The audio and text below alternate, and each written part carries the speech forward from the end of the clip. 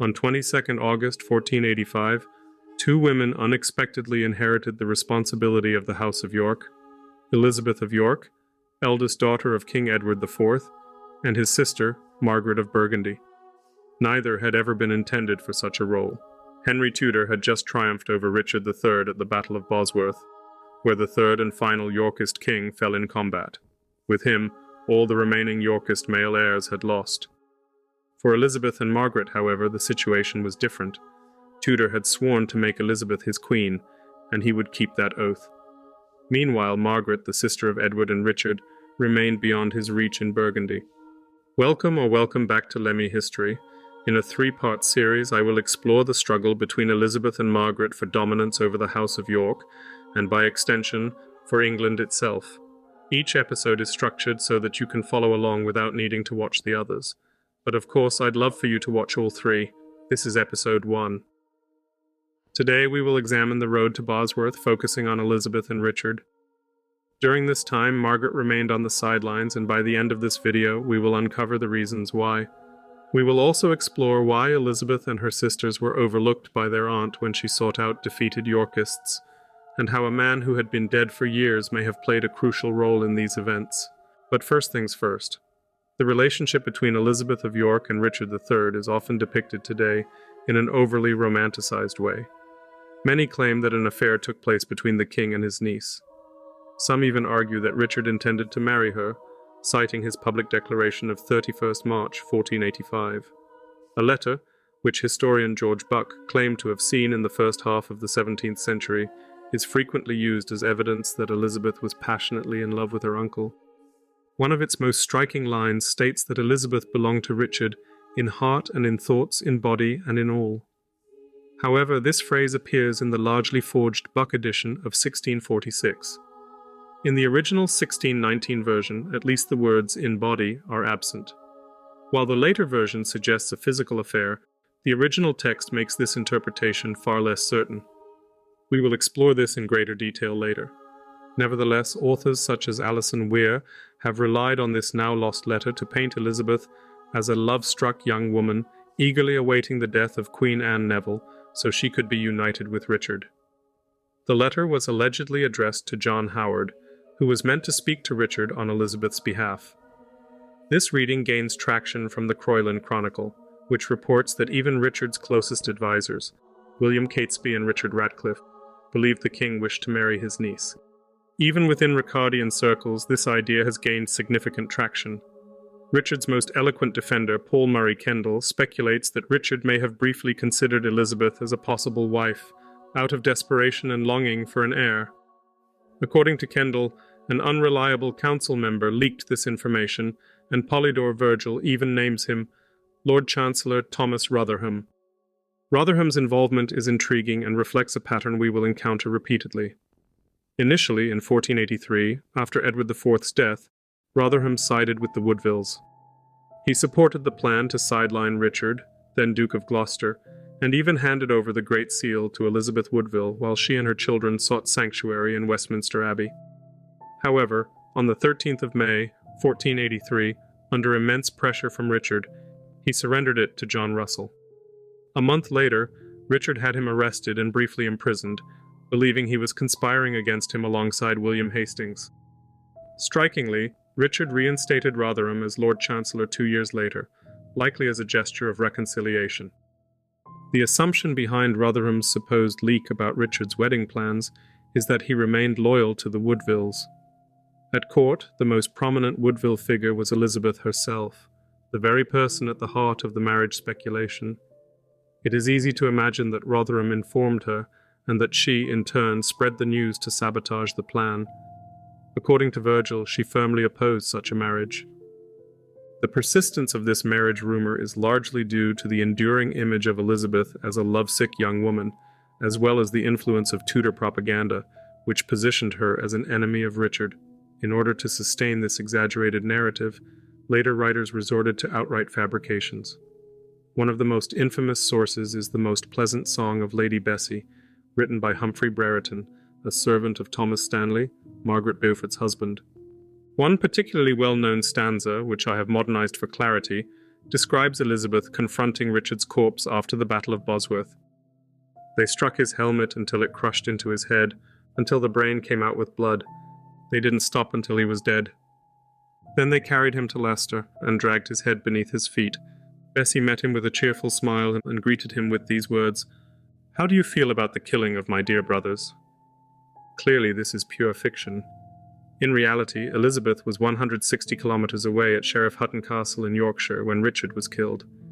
Historian Amy Licence, in her biography of Elizabeth of York, comments, "The ballad employs characters as fictional devices, using poetic license rather than seeking to record the veracity of events. Elizabeth's portrayal is spirited but misleading. When combined with the supposed letter to Howard, this ballad can easily be dismissed as Tudor propaganda, along with the claim that Elizabeth was Richard's enemy. Brereton also claimed to have smuggled letters between Elizabeth and Henry Tudor while he was in exile in Brittany, yet this too is widely regarded as a fabrication and is largely ignored by historians. Thus emerged the romanticized image of Elizabeth of York as the Queen of Hearts, supposedly deeply in love with her husband Henry Tudor, who in turn loved her. Some even claim that she inspired the depiction of the Queen of Hearts in a standard deck of playing cards. In a broader sense, this interpretation reflects another popular narrative, Elizabeth as a mere pawn in the political machinations of men. Some portray her as a helpless hostage of the Tudors, stripped of any true authority by her evil mother-in-law, Margaret Beaufort, and reduced to nothing more than a vessel for producing heirs, a role that ultimately led to her death.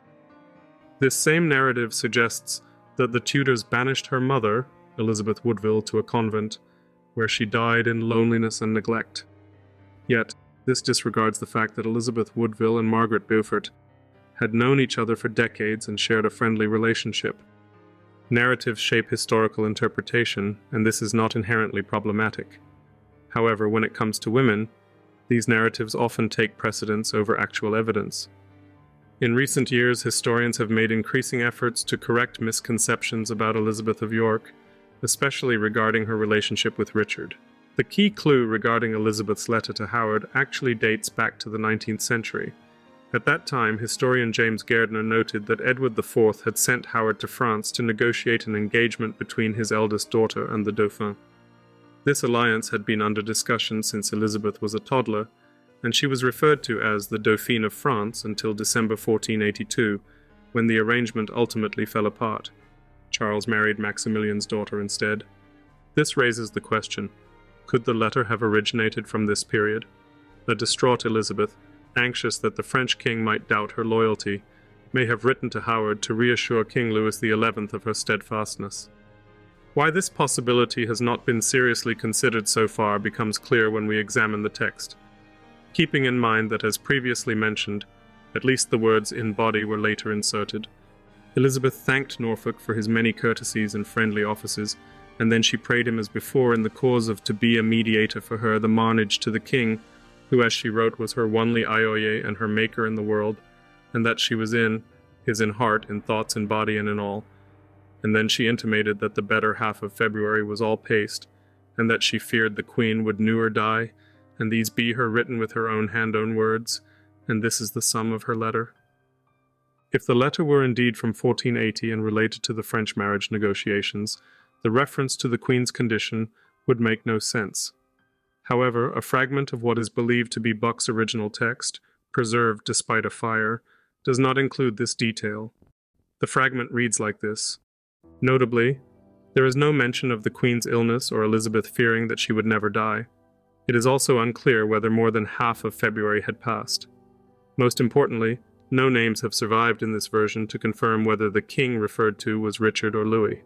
Biographer Amy Licence has already suggested that the letter actually dates from 1480, and I believe this is correct.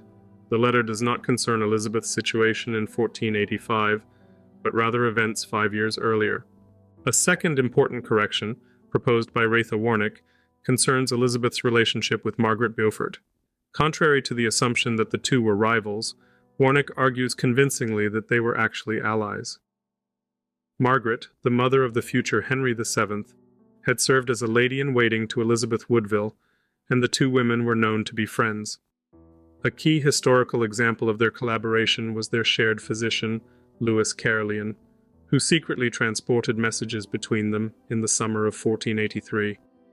Elizabeth of York had also known Margaret for years, and there is no indication of any known conflict between them. While Margaret is often blamed for Elizabeth Woodville's later departure from court, a topic we will explore in episode 2, at this moment in time, the two women trusted each other enough to exchange messages that, if discovered, could have led to execution for high treason. Margaret was also in direct communication with her son Henry in Brittany. Given this existing network, Humphrey Brereton's claim that he smuggled letters between Elizabeth and Henry is not impossible. This is particularly plausible if Thomas Stanley was aware of it, or even approved. In December 1483, Richard III had rewarded Stanley for his support during the Buckingham Rebellion by appointing him Constable of England and transferring Margaret's estates to him. However, in March 1484, Richard made decisions that likely angered Stanley. He ruled that many of Margaret's properties would pass to his own loyal servants after Stanley's death, effectively ensuring that the Stanley family would not retain her lands. This move created a dangerous incentive for some of Richard's allies to hasten Stanley's demise. March 1484 also marked Elizabeth of York's arrival at Richard's court. A passage from Bessie's Song, a work of fiction, addresses this situation, portraying a conversation between Elizabeth and Stanley. In the song, she pleads for his help in restoring her rights, but Stanley initially refuses, citing his oath to Richard. When Elizabeth turns pale and collapses, Stanley reassures her. "Stand up, Lady Bessie. Now I see you do not feign. I will tell you that I have long thought of the matter as you do. But it is difficult to trust the secrecy of women, and many a man is brought to great woe by making them his confidants." Stanley then pledges his support, instructing his followers to rise at his command and encouraging Elizabeth to write letters expressing her intentions. This portion of the song likely contains a kernel of truth, suggesting that Stanley was willing to shield Elizabeth's letters rather than directly smuggling them himself.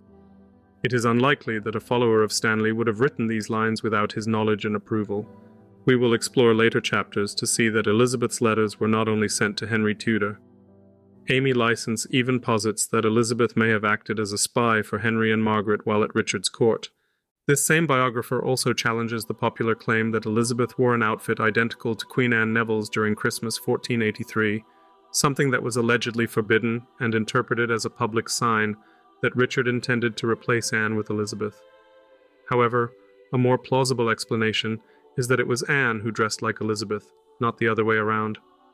At 10 years Elizabeth's senior, Anne treated her kindly. Agnes Strickland even describes their relationship as like a sisterhood. That Christmas marked Elizabeth's first without both her parents.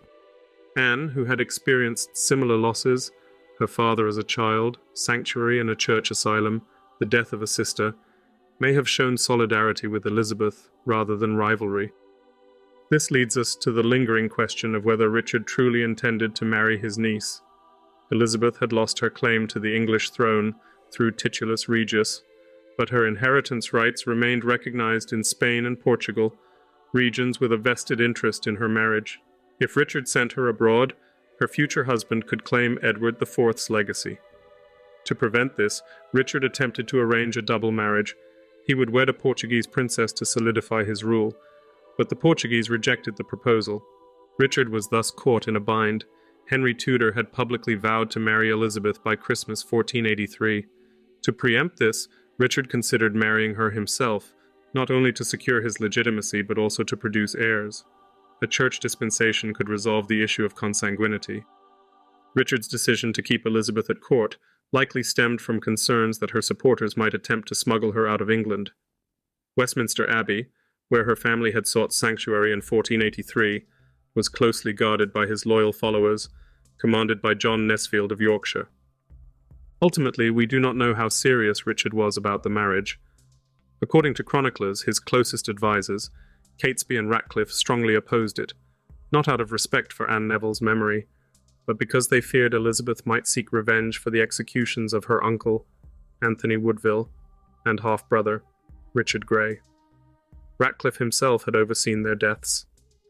Even within Richard's inner circle, Elizabeth was perceived as more than a passive figure. According to Virgil, Rumours of the marriage reached Henry Tudor in Brittany, unsettling him. He knew that such an alliance would shatter his support. However, Richard soon publicly denied any intention to marry her. By this time, Elizabeth of York was 19. For much of her life, she had been destined to become Queen of France. When that future vanished, she remained a princess, until a man she barely knew, her uncle Richard, took everything from her. The lives of Elizabeth of York and Richard, Duke of Gloucester, later King Richard III, rarely intersected before March 1484. When Elizabeth was born on February 11, 1466, Richard was in the north, residing at Middleham Castle under the care of Richard Neville, the Earl of Warwick, known as the Kingmaker. When Warwick turned against Edward IV, Richard followed his brother into exile. Meanwhile, Elizabeth and her mother sought sanctuary in Westminster Abbey, where Edward V was born. For much of Elizabeth's early life, Richard remained in the north. According to historian Paul Murray Kendall, the Duke of Gloucester visited London only twice between 1478 and 1482. During the turmoil surrounding the princes in the Tower, Elizabeth was once again in Westminster Abbey with her family. In attempting to count the number of times Elizabeth and her uncle met before March 1484, I can confirm only 7 instances. The first was in 1468, when Elizabeth, at just 2 years old, bid farewell to her Aunt Margaret as she departed for Burgundy. Their next documented meeting occurred in 1471, when Edward IV and Richard returned triumphantly from exile. They met again in 1474, when Elizabeth's younger brother Richard was appointed Duke of York. The fourth encounter followed England's brief conflict with France, when Elizabeth's engagement to the future Charles VIII was secured. 3 years later, they saw each other at the wedding of Richard of Shrewsbury and Anne Mowbray.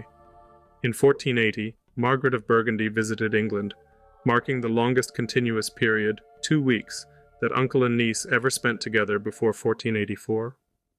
Richard was also present in London for Christmas 1482.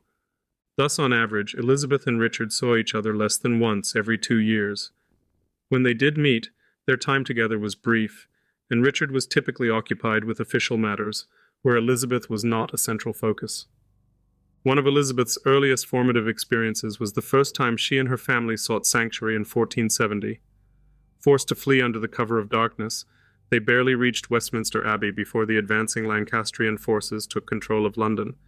Within 2 days, the Tower of London had surrendered. For 5-year-old Elizabeth, this was a moment of profound upheaval. As Edward IV's eldest daughter, she had once been a potential heir, especially after George, Duke of Clarence, defected and her father and uncle fled the country.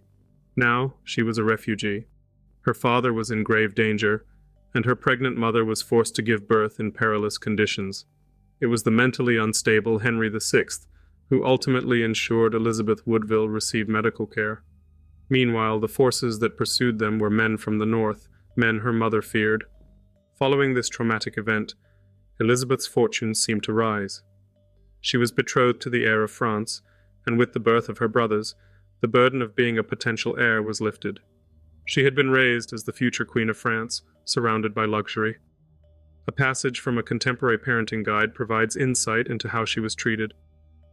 When the princess wakes up in the morning, lying luxuriously in her bed between soft sheets, surrounded by rich accoutrements and everything for bodily comfort and ladies-in-waiting around her, focusing all their attention on her, and seeing that she lacks for nothing, ready to run to her if she gives the least sigh, to obey all her commands.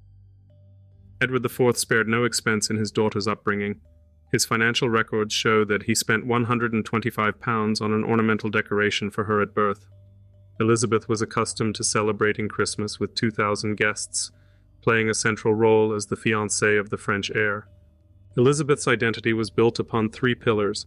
She was Edward IV's eldest child, she was the future Queen of France, and she was the leader among her siblings. But starting in 1480, everything unraveled. First, her betrothal to the French heir was broken. Then, in 1482, her beloved sister Mary died. A year later, her father died suddenly. Soon after, her uncle Richard took control of the kingdom, forcing her into sanctuary once more. He then declared that her parents' marriage had been invalid, rendering her and her siblings illegitimate. This accusation struck Elizabeth with particular force. Richard's claim rested on an alleged pre-contract between Edward IV and Eleanor Butler, who had died in 1468. If such a contract had been binding until one of the partners, Dian, Elizabeth, born before Butler's death, would have been the only child permanently tainted by illegitimacy. Whether or not Richard was responsible for the deaths of the princes in the Tower, Elizabeth likely saw him as the man who had destroyed her world. Her maternal uncle, Anthony, Earl Rivers, and her half-brother, Richard Grey, had already been executed on Richard's orders. He had also had William Hastings, her father's closest ally, put to death. Elizabeth, as the eldest child, understood these horrors with full clarity. She was allegedly present when her mother collapsed in despair upon reaching sanctuary. Richard accused Elizabeth Woodville of witchcraft, the same charge once leveled against her grandmother, Jacquetta of Luxembourg. By branding her mother a witch, Richard also labeled Elizabeth the illegitimate daughter of one. Then came the final humiliation. Richard forced Elizabeth out of sanctuary and into his court. He promised to find husbands for her and her sisters, but arranged a marriage only for Cecily. Soon, rumors spread that Richard intended to marry Elizabeth himself. Given all she had endured, it is far more plausible that Elizabeth willingly conspired with her mother, Elizabeth Woodville, and Margaret Beaufort to overthrow her uncle rather than entertain the idea of marrying him. Yorkist supporters who had once been loyal to Edward IV and Edward V began to consider replacing Richard with Elizabeth. Though they had to accept Henry Tudor as part of the bargain, they made it clear from the start that Elizabeth of York would share the throne. This was the foundation of the alliance between the Woodvilles and the Tudors. Elizabeth herself actively contributed to the effort to remove Richard from power. The fact that Richard had to die in the process likely did not trouble her, especially considering his role in the execution of her family members and the nightmarish fear he had instilled in those living under his rule. Henry Tudor was the man who would restore her position, her legitimacy, and her future. For Elizabeth, he was not just a political ally. He was the key to reclaiming everything she had lost. Much has been written and speculated about the Buckingham Rebellion, with various theories attributing its leadership to John Morton, the Woodvilles, or Margaret Beaufort. In reality, Buckingham appears to have been more of a unifying figure than the true mastermind. However, there are reasons to challenge this view. For instance, it was Buckingham who insisted that Henry Tudor agree to marry Elizabeth of York before he would lend his support. Ultimately, John Morton accepted this condition on Tudor's behalf. Despite this, Elizabeth is often regarded as a mere symbolic figure in discussions about the rebellion. Charles Ross, in his biography of Richard III, has already demonstrated that this interpretation is incorrect. The earliest uprisings in Surrey and Sussex, according to Ross, were led primarily by essentially Edward IV's former household servants. However, they were not the only ones. Some rebels had ties to the households of the princes in the Tower, while many others were directly connected to Elizabeth herself. We know that coordination took place between those in Sanctuary, Margaret Beaufort, and Buckingham in planning the rebellion. A key figure in this effort was Thomas Grey, who had fled Westminster Abbey. By late summer 1483, he had joined Buckingham, but he had already escaped Sanctuary as early as June. During that time, he reportedly sought refuge in Jane Shore's house, though it is likely he also acted as a messenger, passing on information. There may even have been letters from Elizabeth of York to her supporters. With her father dead and her brothers missing, Elizabeth was, by the understanding of the time, an adult, and, to Yorkists opposed to Richard, the rightful heir of Edward IV. It seems almost inevitable that she reassured her followers of her role and encouraged their participation in the uprising. The extent of the rebels' communication is evident in an unexpected turn of events. Richard III learned of the plan to marry Elizabeth to Henry Tudor even before the rebellion began, yet he chose not to publicize it, likely fearing that such news would only strengthen his opponents. Ultimately, the rebellion failed.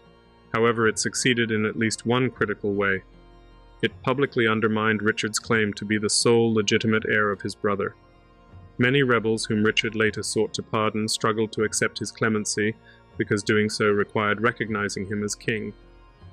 Two notable examples were Sir Walter Hungerford and Sir Thomas Bourchier, both of whom would rise against Richard again on the eve of Bosworth.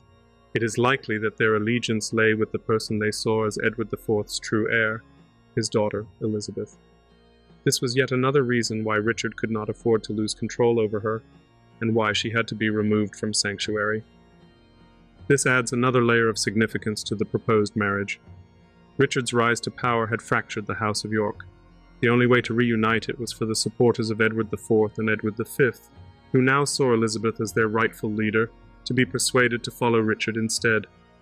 To achieve that, he had to make her queen, just as Henry Tudor intended to do. A source from 1490 offers a glimpse of Elizabeth as an active political figure.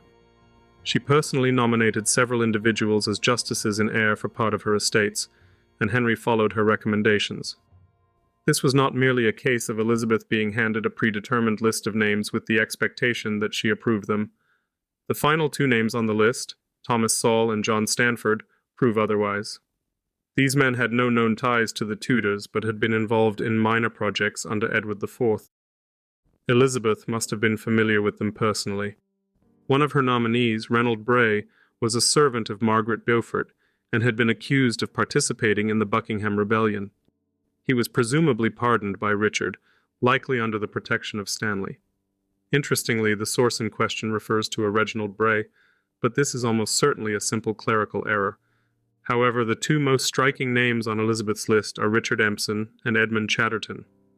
Empson had served on a commission under Richard III, tasked with defending the kingdom against Henry Tudor.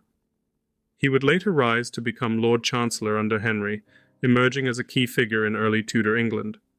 Notably, it was Elizabeth who first nominated him for office. Even more remarkable is the case of Edmund Chatterton. He had been one of Richard's personal counselors and chaplain, receiving a number of prestigious appointments from him. Under Richard, he had even served as treasurer. By 1490, Elizabeth clearly knew and trusted individuals who had played significant roles in Richard's government, so much so that she recommended them for positions on her own estates. In Empson's case, Henry went even further, elevating him to a central role in his administration. At a time when Margaret of Burgundy, with the support of Lambert Simnel, had already made an attempt to restore the House of York and overthrow the Tudors. The fact that Henry and Elizabeth had such confidence in these men is striking. There are few explanations for this certainty. In reality, only one makes sense. Chatterton and Empson had likely been passing information to Elizabeth. In other words, they had been her spies within Richard's court. If Elizabeth, and possibly Stanley, had informants within Richard's administration, his reign may have been far more compromised than he ever realized. He seemed to sense the extent of his vulnerability, as he increasingly relied on promoting only men from the north, whom he had known for years. According to multiple accounts, Richard cried out, "Treason, treason," at the Battle of Bosworth when Stanley finally sided with Tudor. Perhaps in that moment, he realized just how many forces had been working against him all along. Elizabeth's importance to Henry Tudor and his mother was evident as early as Christmas 1483. Only after he swore an oath to marry the princess did the other exiles begin to treat him as their king. What remained of the House of Lancaster after Edward IV's reign was almost nothing. Even in 1470, an alliance with Richard Neville had been essential to their survival. 13 years later, the situation was even more dire. Without Yorkist support, Henry had no chance of claiming the throne.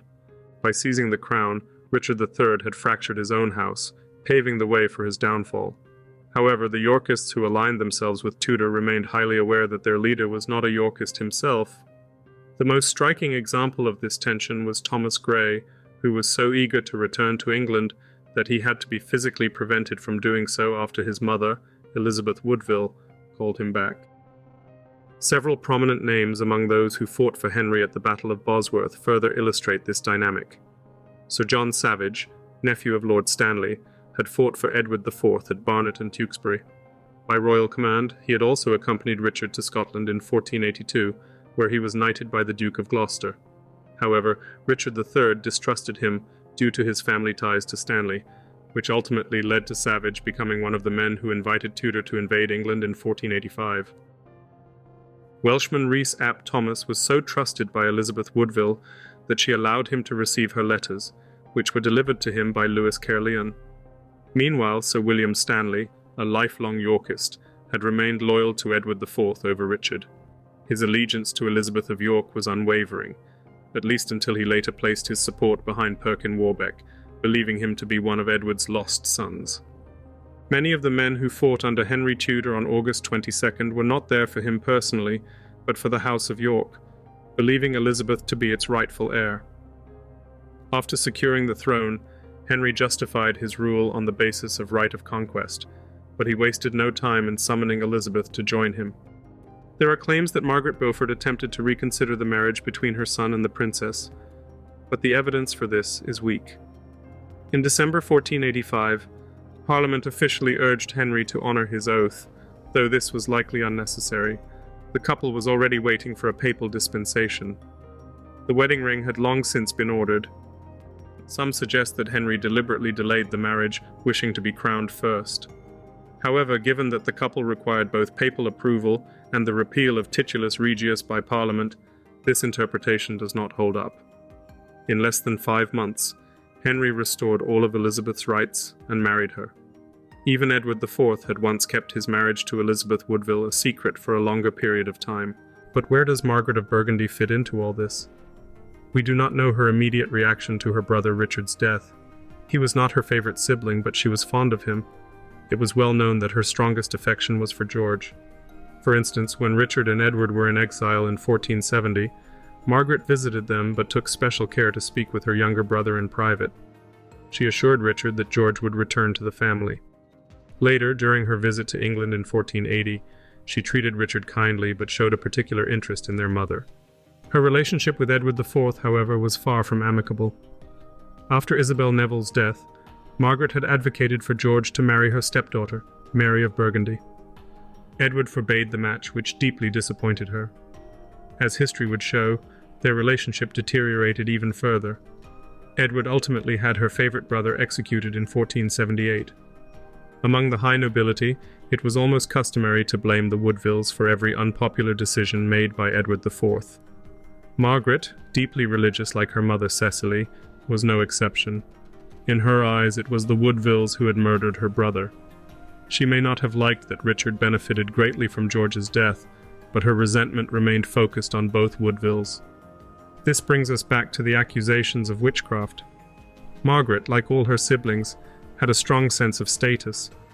The only explanation she likely found acceptable for how the Woodvilles, whom she viewed as beneath her family, could manipulate Edward and even triumph over Richard was the one Richard himself had given. Unchristian forces were at work on the Woodvilles' side. To Margaret, Elizabeth of York was the daughter of a witch, and possibly the granddaughter of one. She was also a bastard with no rightful claim to the English throne. The same, in Margaret's eyes, applied to Elizabeth's children. Determined to act, Margaret saw it as her duty, not just for her family but for England itself. The descendants of this illegitimate and unchristian line could not be allowed to remain on the throne. Intervention was necessary, but we'll explore that in the next episode. And thanks for watching. Please like and subscribe to help my channel. Margaret of Burgundy harbored a deep hatred for Elizabeth of York, at least according to Sir Francis Bacon. He attributed this animosity to the belief that Elizabeth, as the wife of Henry Tudor, had become a mere tool in his conquest of the English crown. Bacon, however, was no admirer of the Duchess of Burgundy. He described her as possessing the spirit of a man and the malice of a woman. Yet compared to Edward Hall's assessment, Bacon's words seem almost restrained. Hall, a staunch Tudor chronicler, labelled Margaret an old venomous serpent and the diabolical Duchess, further condemning her actions with the biting remark that she was a dog reverting to her old vomit. The often overlooked reality is that Elizabeth was far from friendly with her formidable aunt. Even today, many historians portray Elizabeth as a sympathetic figure, an innocent queen wounded by Margaret's relentless hostility. They emphasize the emotional pain Margaret may have inflicted, suggesting she cruelly reopened old family wounds. Such views invite readers to sympathize with Elizabeth rather than Margaret, especially when confronted with this moving description. A mother of orphans, a nurse to the poor, and a solace for all grieving hearts. Surprisingly, this was not written about Elizabeth, but about Margaret herself. Jean Molinet offered this tribute following Margaret's death in 1503. Her grave bore an equally reverent inscription: "A marvelous and devoted patroness of justice, of religion, of reform." The stark contrast between Margaret's reputation on the continent and in England could not have been more profound. The reason is simple. Margaret acted according to her convictions, regardless of popular opinion. In this respect, she and her niece Elizabeth were alike, both women driven by duty and loyalty to their causes. Yet, when their paths inevitably collided, the clash was absolute. Welcome or welcome back to Lemmy History. In this three-part series, I'll explore the fierce struggle between Elizabeth and Margaret for dominance over the House of York, and by extension, control of England itself. Each episode stands on its own, but I'd love for you to join me for all three.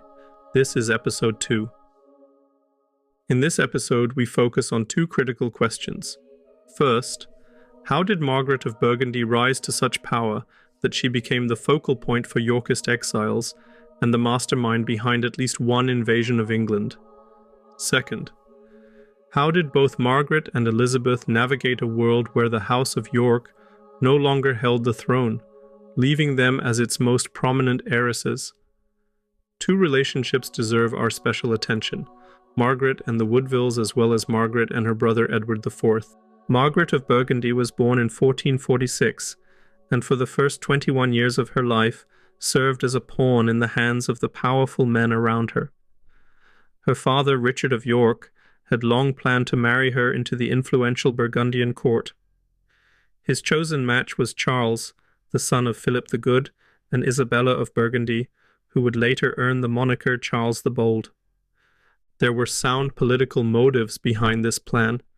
Isabella of Burgundy was a granddaughter of John of Gaunt, tying her lineage to the House of Lancaster. Through this connection, Charles had a potential claim to the English crown. A marriage between Margaret and Charles could have neutralized this threat early on.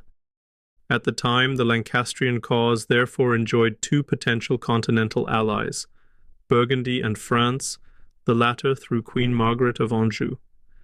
But Richard of York possessed something that his cousin, King Henry VI, lacked: a daughter. He hoped to leverage Margaret's hand in marriage to bring Burgundy into the Yorkist fold. However, in Burgundy, the Duke ultimately decided, against his wife's wishes, that England was too unstable for such an alliance. The escalating tensions of the Wars of the Roses loomed large on the horizon.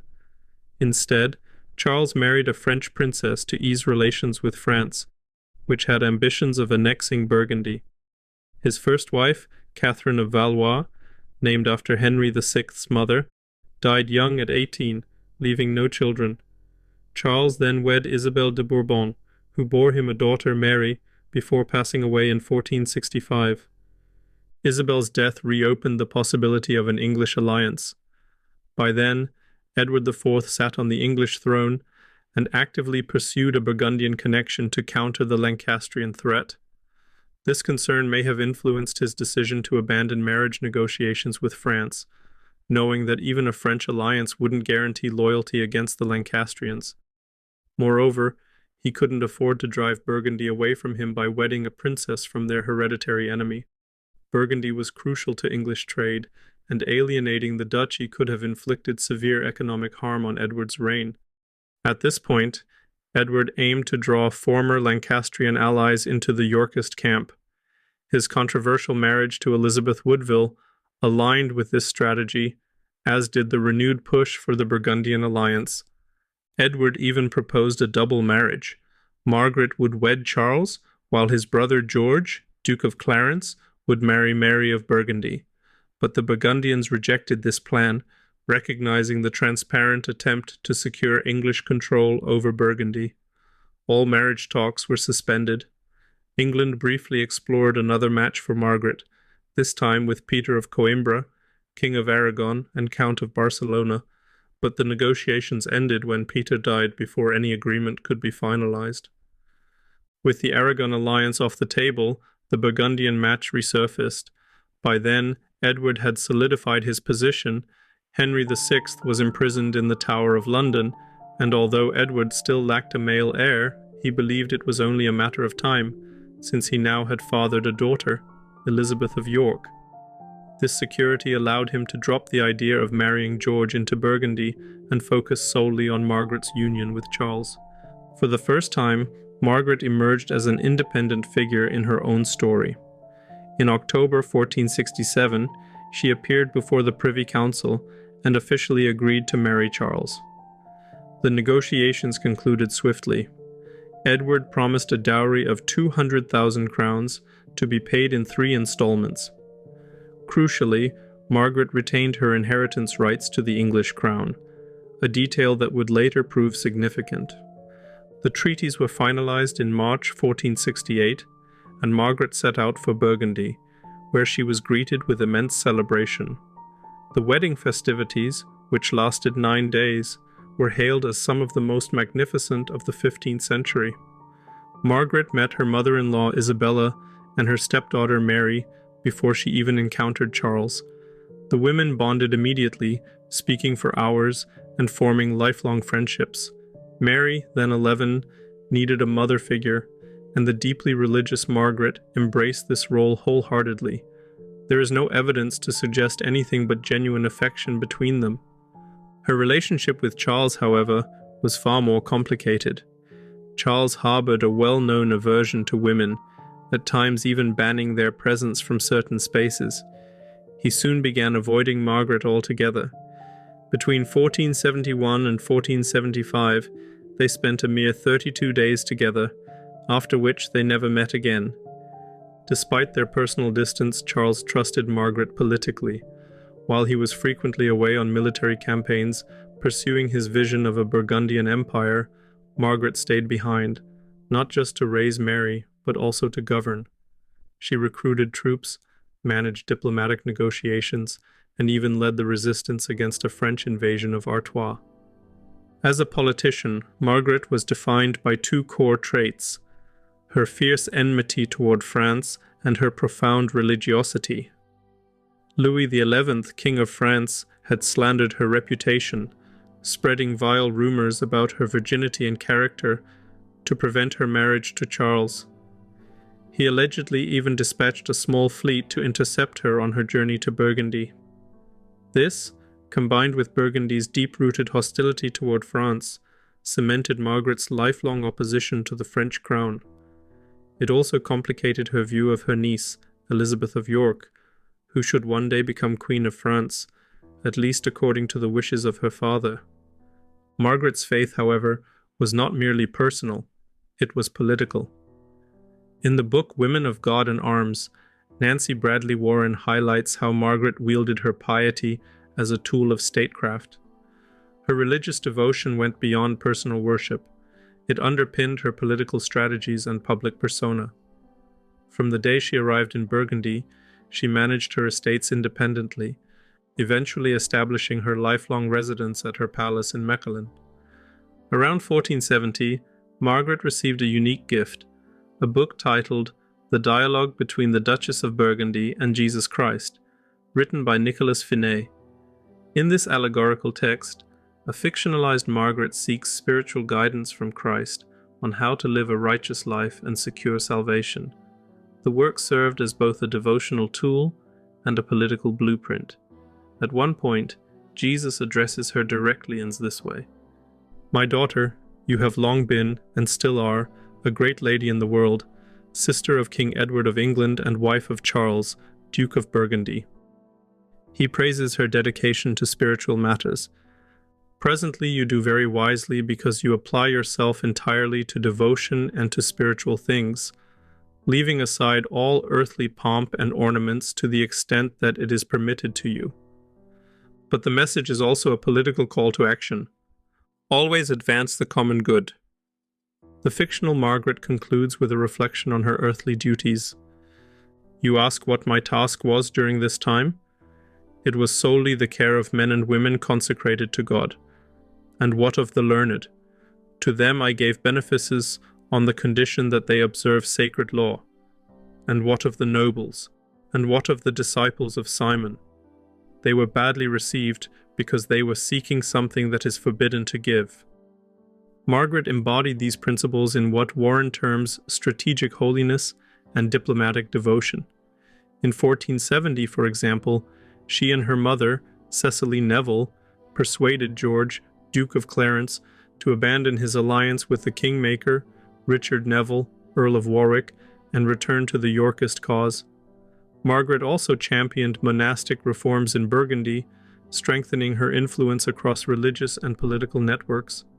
In 1480, she went together with the observant Franciscans to England, not only to promote religious causes, but also to broker an alliance with her brother Edward IV against France. Their dual role as spiritual envoys and political agents highlights the depth of Margaret's strategic use of faith. They had excellent connections about the situation in England, an advantage Margaret was undoubtedly willing to use. Her life took a dramatic turn in 1477 when Charles the Bold was killed at the Battle of Nancy, leaving her a widow. His death triggered a crisis. Although Mary was the official heiress, the French king, Louis XI, saw an opportunity to invade. In Ghent, local rulers imprisoned Mary, forcing her to follow their directives, and executed several of Margaret's close advisors to assert their dominance. Margaret likely avoided imprisonment herself due to her status as Edward IV's sister. Realizing that Burgundy needed a powerful ally, Margaret called upon Maximilian of Austria, son of Emperor Frederick III. Charles had previously agreed to a marriage between Mary and Maximilian, but financial troubles had stalled the plan. Margaret personally financed Maximilian's journey, contributing 100,000 guilders from her own fortune. On August 19, 1477, Mary and Maximilian were married. In 1478, Mary gave birth to a son, Philip. French propagandists spread rumors that the child was actually a girl, but Margaret staged an elaborate public proof during the baptism to the contrary. Her bond with Maximilian was strong. He had lost his mother, Eleanor of Portugal, as a child, and in their correspondence Margaret was often referred to as his mother, a title that reflected both affection and connection. Tragedy struck in 1482 when Mary died in a riding accident, leaving behind two children, Philip and a daughter, Margaret, born in 1480. She was named after our Margaret. In her will, Mary appointed Maximilian as regent for Philip and granted Margaret control over her own estates. However, the Burgundian nobility resisted Maximilian's rule, fearing renewed conflict with France. At one point, they even placed him under arrest. As a result, Margaret assumed de facto control of Burgundy, ruling on behalf of her step-grandson Philip. Throughout her life, Margaret remained deeply connected to England. She kept close watch over English politics, especially during the volatile years following Edward IV's death. When her brother Richard III ascended the throne, she actively supported his reign. Historian Desmond Seward notes that Margaret's agents hunted Bishop John Morton on the continent, though it remains unclear whether she coordinated such actions directly with Richard. By 1485, Margaret found herself at a critical juncture. All her brothers were dead. In her eyes, Edward IV's children were illegitimate, tainted by their Woodville lineage, and, according to Richard III, descended from a witch. George's children were barred from the succession, and Richard III's son had died young. Margaret's step-grandson, Philip, held a Lancastrian claim through his grandmother, Isabella of Portugal, but now Henry Tudor sat on the English throne, backed by France, Burgundy's old enemy. Margaret was furious. She had never renounced her claim to the English crown, and with the Tudors now in power, her determination to challenge them burned stronger than ever. Elizabeth of York showed little interest in her Aunt Margaret after Henry VII's victory at Bosworth. Margaret's earlier negotiations with Edward IV in 1480 had successfully sabotaged Elizabeth's engagement to France, and during Richard III's reign, no support had come from her aunt. After Bosworth, Margaret's palace quickly became a refuge for defeated Ricardian loyalists, such as Sir Francis Lovell. Elizabeth instead focused on securing her family's rights within England. Henry VII honored his promises. On March 5, 1486, Elizabeth Woodville regained all her possessions.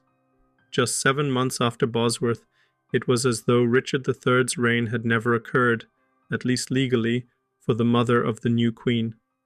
Elizabeth of York herself was granted lands that had once belonged to Edward V, signaling her status as the head of the House of York, and revealing how the king and queen viewed the fate of the lost princes. A 1488 source indirectly confirms that Elizabeth received the Duchy of York from her husband, mentioning properties that would pass to her and her heirs upon the death of Cecily Neville. Elizabeth's closest allies, such as her chaplain, also benefited, receiving grants within York territories. Initially, Margaret Beaufort's name appeared alongside Elizabeth's in religious foundations commemorating the royal family. However, following the birth of Arthur on September 20th, 1486, this shifted. Memorial prayers focused mostly solely on Henry, Elizabeth, and Arthur.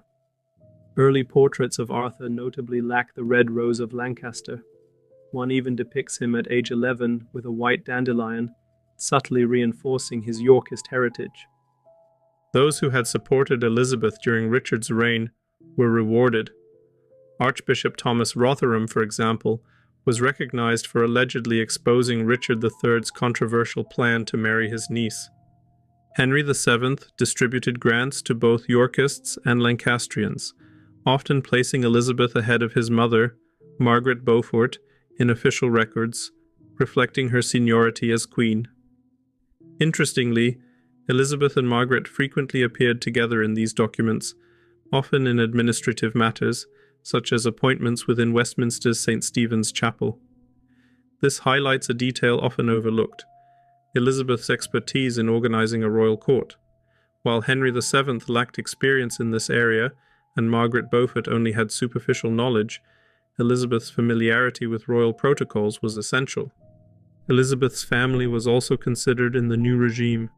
Her sister Cecily, in particular, received attention, signaling that the broader Woodville family had not been cast aside. Henry VII confirmed numerous documents from the reigns of Henry VI, Edward IV, and Edward V, carefully omitting Richard III's name where possible. This approach embodied the Tudor narrative. Richard's reign was to be remembered as a grotesque anomaly.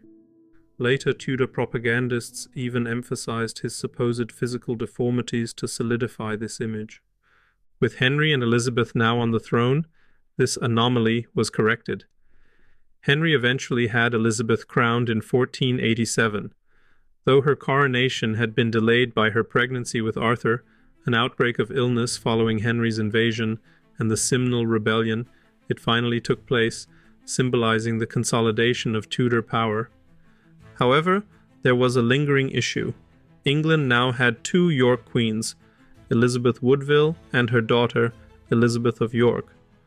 Though officially Queen Dowager, Elizabeth Woodville retained a unique status as the widow of Edward IV. Henry had inadvertently complicated matters by returning her properties, creating an unprecedented situation where two queens held dowry lands. Traditionally, widowed queens lost significant portions of their estates, receiving only widows' allowances, but the turbulence of the Wars of the Roses had disrupted these customs. Ultimately, two Queen Elizabeths proved too many. The matter resolved itself when Elizabeth Woodville retired to Bermondsey Abbey on February 12, 1487, where she remained until her death on June 8, 1492. Historians have long speculated about the reasons behind her withdrawal. Polydore Virgil suggested that Henry VII distrusted her for reconciling with Richard III in 1484.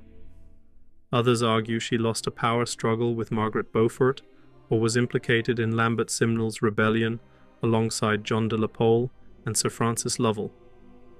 However, these theories falter under scrutiny. If Henry had truly been angered by her actions during Richard's reign, his reaction came years too late. Furthermore, Bermondsey Abbey was hardly a place of exile. It lay just 3.4 miles, 5.7 kilometers, from Westminster, easily accessible by the Thames in under an hour. Elizabeth Woodville frequently travelled between the abbey and court, maintaining her connections. The notion that she would conspire with de la Pole and Lovell, men who despised the Woodvilles, is implausible. The Tudors had restored much of what Elizabeth's family lost under Richard III, leaving her little motive to betray them. Some have suggested she may have known the fate of her missing sons and cooperated with Margaret to bring them back. Yet this too is unlikely. If Margaret had proof that the princes survived, she would have used it to her advantage, perhaps even arranging a marriage between one of the boys and her stepdaughter Margaret. No such action occurred. Instead, evidence suggests Elizabeth Woodville planned her retirement.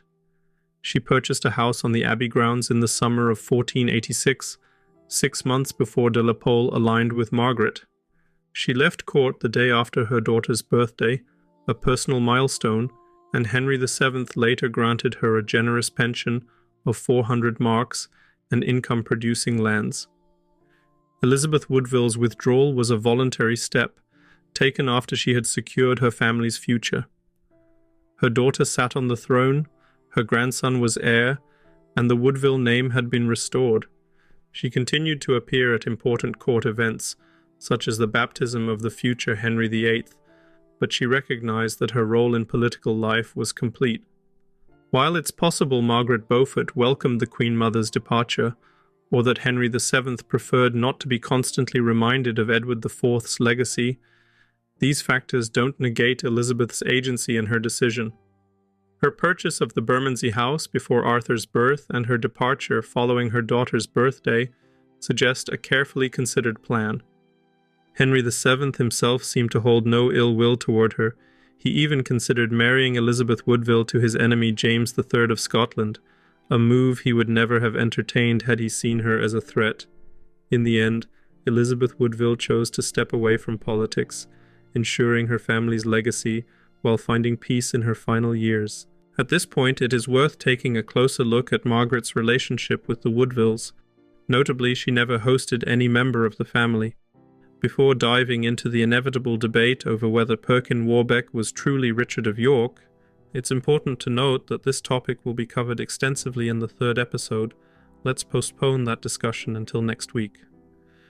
During Edward IV's reign, Margaret's attitude toward the Woodvilles was openly hostile. The king had sent Elizabeth Woodville's father and her brother Anthony to Burgundy to conduct diplomatic negotiations. As previously mentioned, their demand for a double wedding nearly doomed the entire project. The Woodvilles were well aware of George, Duke of Clarence's animosity toward them. However, as Edward's heir, George posed a significant obstacle to their influence at court.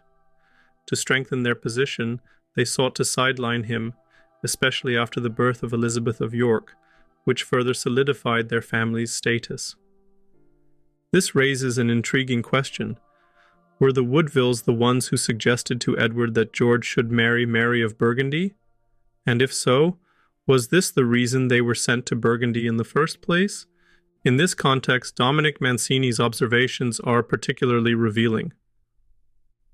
The Duke of Clarence, who was next in line to Edward, displayed his anger more openly, by publicly and vehemently inveighing against Elizabeth's obscure origins, and by making it known that the king, who should have married a virgin, had acted against custom by taking to wife a widow. Margaret later blamed the Woodvilles for Edward's refusal to arrange a marriage between George and Mary in the mid-1470s. The Queen's family had seen firsthand the chaos George could unleash with an army, and had no desire to grant him access to another. Their concerns were further amplified by George's deteriorating mental health. In reality, however, it was likely Edward himself who resisted giving George another chance to rebel. Still, she blamed the Woodvilles for the discord. Margaret's favorite brother George had stated publicly that his fallout with Edward in 1469 and 1470 was due to the Woodvilles' influence at court. When Richard III seized the crown, Margaret showed no recorded sympathy for Edward's children. While arguments from silence can be problematic, this absence is striking. In fact, she later went so far as to write to the Pope, urging him to oppose Henry VII, thereby also opposing her niece, Elizabeth of York. Clearly, Margaret was not one to conceal her discontent. Apart from her visit to England in 1480, Margaret's knowledge of the Woodvilles came almost exclusively through the accounts and publications of her brothers, George and Richard, neither of whom spoke favourably of them. Though speculative, I am convinced that Margaret saw Elizabeth of York, the princes in the Tower, and their sisters more as Woodvilles than true members of the House of York. This perception, in my view, best explains her behaviour and the choices she made during this turbulent period. Henry and Elizabeth, meanwhile, worked diligently to counter this very perception in England. For the event of Cecily Neville's death, Henry granted all her possessions to Elizabeth before departing for war against France in 1492. He also deliberately transferred properties that had once belonged to her grandfather, Richard of York, further solidifying her authority and legacy. This move was strategic. It forced local nobles and subjects to choose between Edward IV's daughter and rival claimants from collateral Yorkist lines, such as the de la Poles.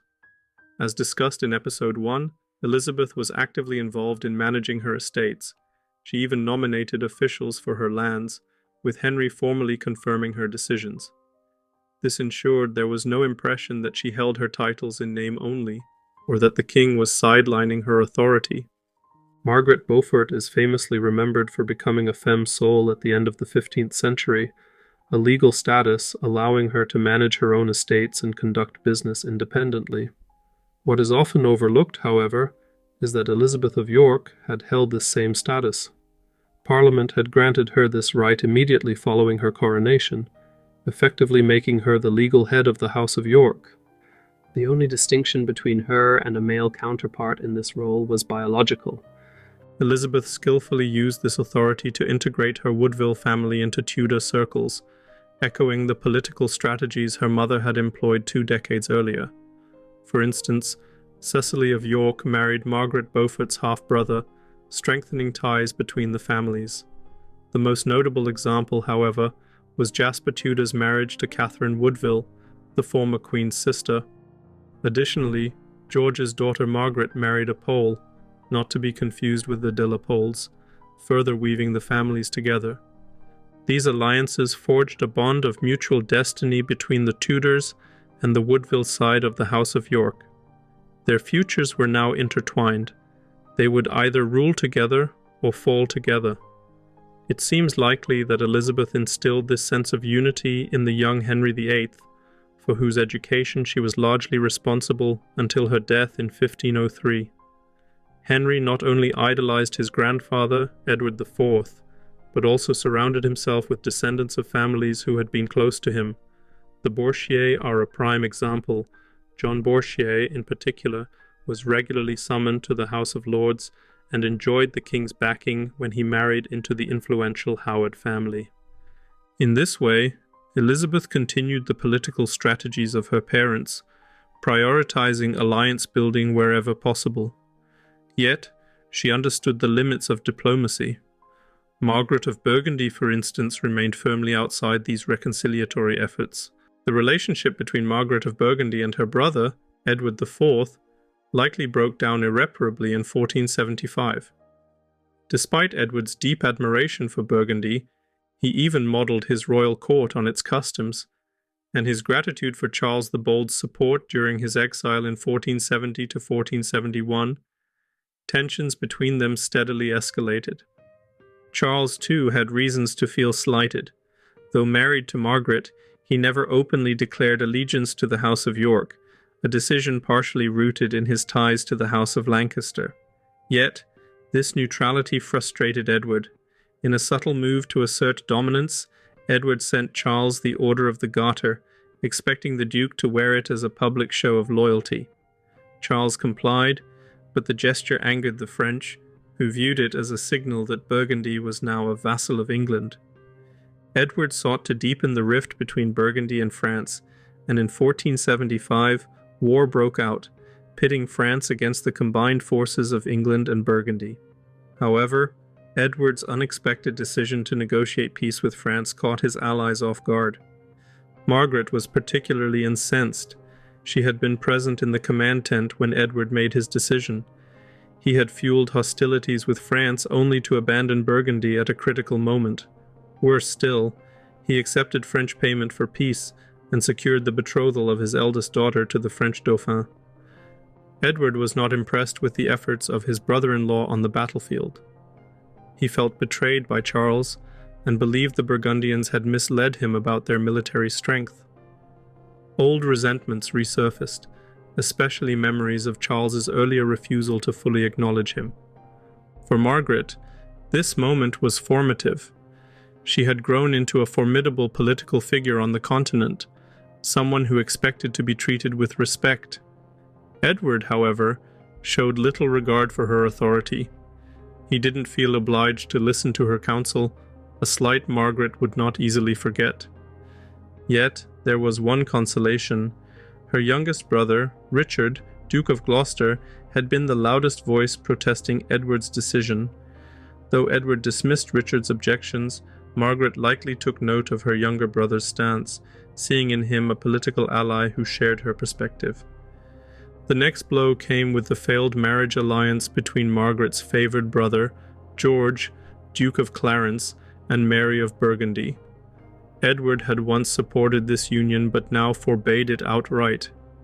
For Margaret, this reversal must have seemed deeply unjust. Just a decade earlier, the marriage had aligned with Edward's plans. While Richard's feelings about the proposed match remain unknown, it's plausible he disapproved, wary of granting George too much power after his previous betrayals. George's execution in 1478 marked a devastating moment for Margaret. Although her personal reaction is unrecorded, given her strong favoritism toward George, his death must have been a profound blow. Richard, notably, stayed away from the court's turmoil during this time, remaining in northern England. Margaret may have wished he had intervened to save George, but perhaps found some solace in the fact that Richard wasn't directly involved in his downfall. To Margaret, Edward had become the brother who would not hesitate to kill his own siblings. Yet just 2 years later, she was forced to set aside her resentment. With Burgundy under increasing pressure from France, she needed Edward's military support. Her advisors, the observant Franciscans, framed their appeals to Edward as a path to spiritual redemption, an approach that revealed Margaret's bleak view of her brother's moral standing at the time. Surprisingly, Edward agreed to send 1,500 archers to Burgundy, despite his reluctance. The reasons behind this decision are unclear, but it's plausible that Richard played a decisive role. At the time, Edward was focused on his campaign against Scotland and was unwilling to spare men. Richard, commander-in-chief of the war against the Scots, was called to the negotiations and may have persuaded him to support Margaret. However, Margaret soon faced another bitter disappointment. She had assumed Edward would fund the archers, especially since he hadn't paid her dowry in full. Instead, Edward informed her that she and Maximilian of Austria would need to bear the cost. It's possible he had always intended this, setting a political trap. By offering troops without funding, he could appear supportive while ensuring they would be ineffective if unpaid, thereby maintaining good standing with France. If this was Edward's plan, it worked only partially. Maximilian couldn't, or wouldn't, pay the archers, but the symbolic gesture of English support was enough for France to break off the planned marriage between Elizabeth of York and the Dauphin. For Margaret, this was the final betrayal. Her lingering ties to Edward were severed. One act crystallized this rift, the matter of her dowry. Edward had formally refused to pay the final installment after Charles the Bold's death, citing the end of the marriage alliance. In truth, he simply lacked the funds and had even considered reclaiming the dowry he had already paid. But Mary of Burgundy intervened, paying the outstanding sum directly to Margaret. This ensured Margaret's financial independence and permanently blocked Edward from using the dowry as leverage to control her. Returning to Elizabeth. The unification of the House of York with the Tudors under her leadership was far from seamless. Even today, one name continues to cast a shadow over Henry VII's reputation, Edward Plantaginet. The son of George, Duke of Clarence, Edward was effectively imprisoned in the Tower of London from an early age until his execution in 1499. Legally, Edward posed little real threat. Following his father's execution, both he and his sister, Margaret, named after Margaret of Burgundy, had been formally excluded from the line of succession. Yet, curiously, Henry VII did not strip Edward of his title as Earl of Warwick.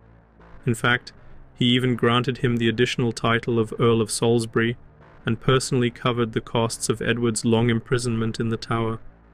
Critics have long accused Henry of imprisoning and ultimately executing an innocent boy, holding him captive for nearly his entire life before having him put to death. The official charge was that Edward had conspired with Perkin Warbeck to escape the Tower, an alleged plot that provided the justification for both of their executions. Yet this explanation does little to absolve Henry in the eyes of history. I don't intend to challenge these accusations. I believe them to be justified. However, my focus lies elsewhere, on Elizabeth's perspective. We have no record of her personal reaction to the imprisonment or the eventual execution of her cousin. When they were both free, Elizabeth is believed to have had a cordial relationship with Edward, but with an age gap of 8 or 9 years, they hadn't grown up together, limiting the depth of their early bond. It's often speculated that Elizabeth was deeply shaken by her cousin's imprisonment and death, with some suggesting that Henry acted against her wishes. I remain unconvinced. Edward was not just her cousin, he was a symbol. Following the disappearance of the princes in the Tower, Edward became the highest-ranking male heir to the House of York. Though legally barred from the throne, Elizabeth knew better than anyone how fragile legal barriers could be. There's also the matter of his lineage. Edward was the son of George, Duke of Clarence, a man whose ambition and betrayal had once threatened the very stability of the Yorkist dynasty. If Edward had inherited even a fraction of his father's political convictions, he posed a latent risk. Unfortunately, we know almost nothing about Edward's personality or how years of imprisonment had shaped him. We don't know what he said during visits from family or how he viewed his cousin, the Queen. However, it seems plausible that Henry and Elizabeth eventually saw no alternative but to keep him locked away.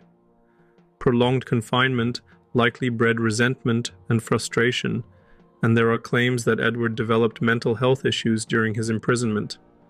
Regardless of his mental state, his mere existence remained a danger to the Tudor crown. His eventual attempt to escape suggests he had lost hope of ever being freed and was willing to risk everything for a chance at liberty. Elizabeth, therefore, faced an agonizing choice between loyalty to her paternal family and her duty to her new one. In some cases, this decision was painfully clear. I believe her heart wished for her cousin's freedom, but her mind recognized the threat he represented. Ultimately, reason prevailed. Elizabeth even supported the marriage of her cousin Margaret to a member of the Pole family, a calculated move that effectively neutralized another potential Yorkist threat. John de la Pole broke with Henry VII in the spring of 1487, fleeing England to seek refuge with his aunt, Margaret of Burgundy. The reasons behind his flight remain a topic of heated debate among historians. De la Pole became involved in the invasion attempt led by a boy we now know as Lambert Simnel. I will delve deeper into Simnel's story in the following section, and I plan to dedicate a separate video to him as well. Returning to the debate, historian Matthew Lewis argues that de la Pole genuinely believed Simnel to be who he claimed. According to Lewis, this is the only plausible reason why Richard III's designated heir would submit himself to another claimant. This conviction, Lewis suggests, explains de la Pole's sudden departure from England. His interpretation contrasts sharply with that of other Ricardians. Paul Murray Kendall, for instance, dismisses Simnel as a pathetic pretender. Those who disagree with Lewis propose a different theory. De la Pole aimed to claim the crown for himself, using Simnel merely as a tool. According to this view, Elizabeth's cousin may have been in secret contact with Margaret of Burgundy for some time, carefully planning the uprising before deciding the moment was right to act. However, the fact that de la Pole did not take his brothers with him hints at a more spontaneous decision. By fleeing alone, he left his entire family under Tudor control. An odd move, if this had been a long-planned conspiracy. Elizabeth's perspective is worth considering here. During his youth, John de la Pole was politically insignificant, despite being the nephew of Edward IV through his mother, Elizabeth of Suffolk. Though the king granted him the title of Earl of Lincoln at age 7, John received little attention afterward. That changed with Richard III's accession to the throne. John suddenly found himself second in line to the crown, behind Richard's son, Edward of Middleham. After Edward's death, de la Pole became the de facto heir, though Richard III never officially proclaimed him as such. The defeat at Bosworth, however, erased these prospects, relegating John behind Edward IV's daughters, who had previously been declared illegitimate but were now restored to their inheritance rights. Elizabeth's loyalty to her paternal family remained limited. By 1486, with the birth of Arthur, Henry VII's heir, the Tudor succession seemed secure. For John, this left only one path to the power he believed he deserved: armed rebellion. Margaret of Burgundy was the only figure both willing and able to support him. She had already offered sanctuary to Francis Lovell, Richard III's closest ally, and together they could pose a serious threat to Henry Tudor. What had once been a neutral relationship between Elizabeth and Margaret now shifted dramatically. Family ties were severed by political necessity, turning the two women into enemies. Just to give full context, during this time we can see the only time Henry mistrusts a Woodville. He had Elizabeth's half-brother Thomas Grey detained, who had tried to flee from his side to England in 1484, when Elizabeth Woodville had made peace with Richard III. A key question arises at this point. Why was there a Lambert Simnel at all? Why didn't the rebellion rally directly behind John de la Pole? There are only two plausible theories, and they aren't necessarily mutually exclusive. First, it may have been a protective measure for the de la Pole family still in England. John's rebellion was already a serious act of defiance. Had he openly declared his claim to the crown, his brothers would have become potential heirs, and thus legitimate targets for the Tudors. Second, Margaret of Burgundy may not have wanted to concede absolute leadership to John. She undoubtedly had her own vision for an England free of Tudors and Woodvilles. This is further reflected in the strategic shift regarding Simnel's identity. Initially, Simnel was meant to impersonate Richard of York, the younger of the princes in the Tower. This was a direct attack on Elizabeth of York's role as the leading figure of the House of York. Evidence supporting this plan can be found in French arms manufacturers' invoices, which reference a son of King Edward, a detail highlighted in a recent documentary. However, the plan shifted, and Simnel was recast as Edward Plantaginet. In recent years, some have questioned whether Simnel was truly meant to be Edward Plantaginet, or even Edward V. Certain Ricardians still argue that Simnel was either the real Edward V or the real Edward Plantaginet. But logic rules this out. The real Edward Plantaginet had been paraded out of the Tower, walked through the streets, and allowed to speak with several dignitaries. Many people recognized him. After all, he had been imprisoned for less than 2 years. If Simnel had been Edward V, it would have made no sense to present Edward Plantaginet as proof that the supposed leader of the rebellion was safely in Henry VII's custody. Further evidence supports this conclusion. In his letters to the English people, Simnel never once claimed descent from Edward IV, a striking contrast to Perkin Warbeck, who consistently did so. Additionally, a document from York, the heartland of Richard III, refers to Simnel as Edward VI, not Edward V. Historian Matthew Lewis suggests that the Roman numeral 1 might have been added under Tudor influence. However, this theory overlooks how easily such a manipulation could have been reversed. It also raises a question. If Simnel truly was Edward V, where are all the other letters signed with that name? But I'll explore this more deeply in the dedicated Simnel video. For now, it's worth considering why Simnel's identity was changed from Richard of York to Edward Plantaginet. Again, we must speculate. Edward was the son of Margaret's favourite brother, George, and had been legally excluded from the succession. This made him easier to sideline if the rebellion succeeded.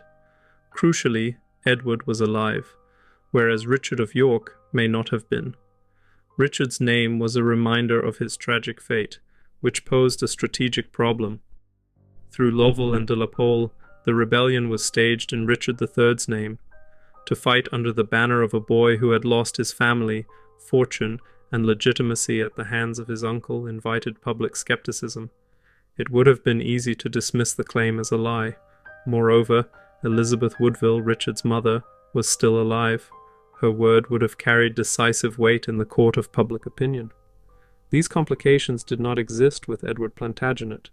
The only problem for the rebels was that they didn't have the real one.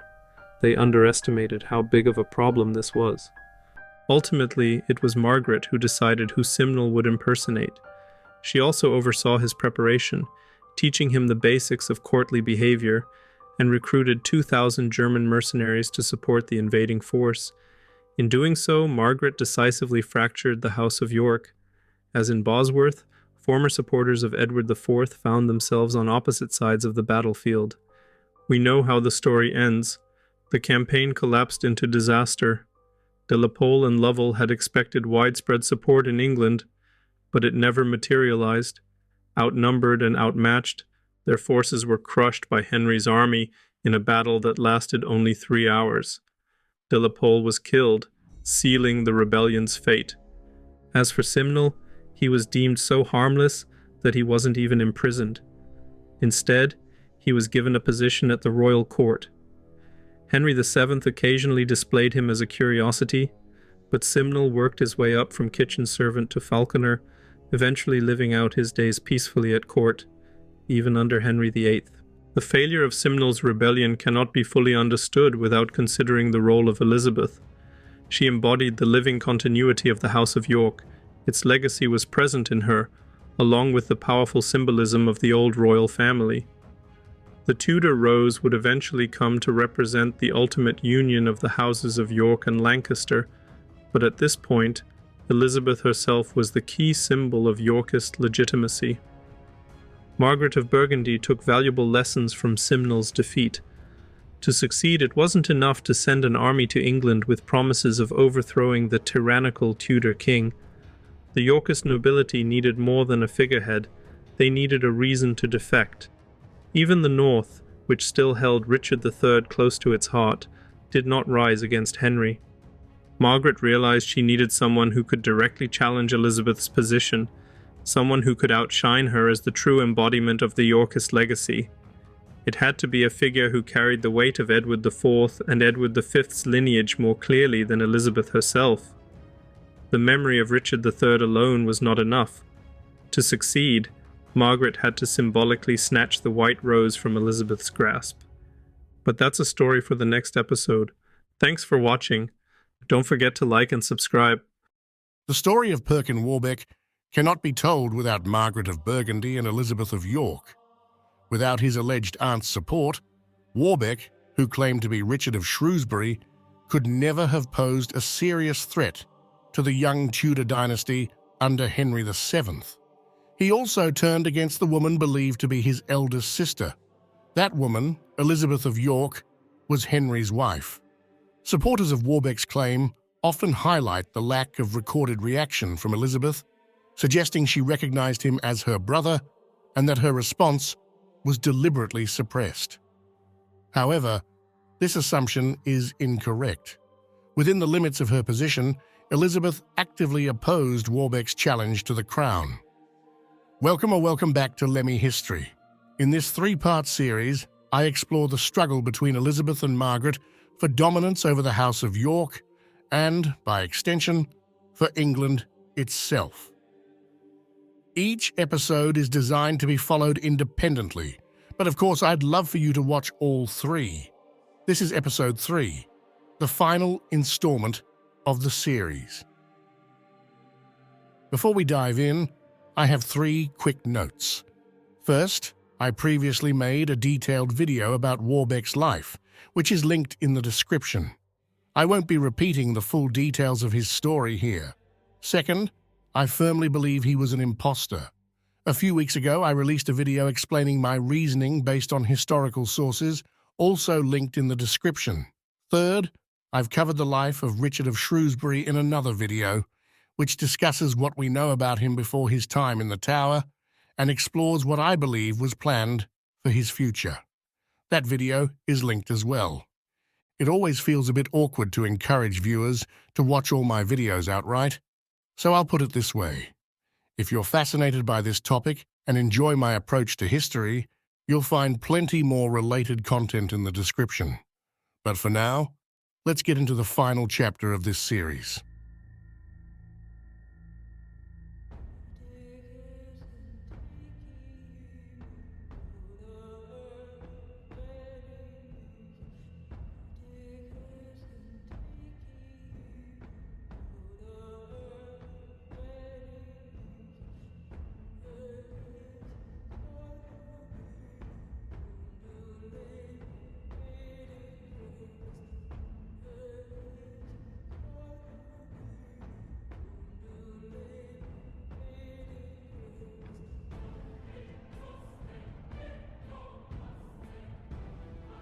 Warbeck is consistently described by historians as the greatest threat to Henry VII's reign.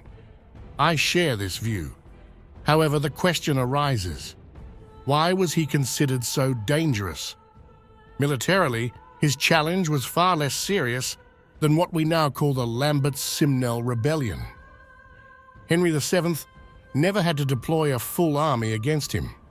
Warbeck's first invasion attempt in 1495 was repelled by the local population of Kent. The Scots, who were supposedly fighting for him, were in reality only interested in a brief, plundering raid. And in 1497, Warbeck fled at the sight of Henry's advancing forces. Whenever battle was required, Warbeck failed.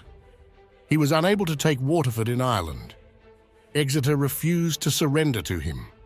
In Kent in 1495, he didn't even set foot on shore.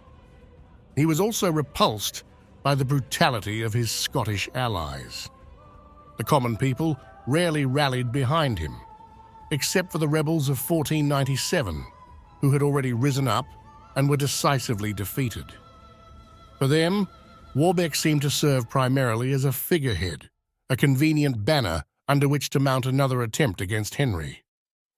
The true danger Warbeck posed lay in what he symbolized. The story of the princes in the Tower had already burned itself deep into the collective consciousness of the English people. Warbeck, claiming to be Richard of York, appeared to offer a miraculous resolution. A long-lost prince returned from the dead. In a deeply Christian society, he became a personification of resurrection itself. His supporters knew how to exploit this. Take, for example, this passage from a letter Margaret of Burgundy sent to Isabella of Castile. It is clear and certain that this man is the one whom they once thought dead. She did not call him a boy thought to be dead. And when addressing whether she had recognized him, Margaret wrote, "I recognized him not by one or two signs, but by so many particular signs that one man who has clues of this kind would scarcely be found among 10,000 individuals." This language echoes a well-known biblical passage. After 8 days, his disciples were again inside, and Thomas with them. Jesus came, the doors being shut, and stood in the midst, and said, "Peace to you." Then he said to Thomas, "Reach your finger here, and look at my hands, and reach your hand here, and put it into my side. Do not be unbelieving, but believing." Later, Warbeck also presented supposed birthmarks, distinguishing him as Richard of Shrewsbury. But his parallels with Christ didn't end there.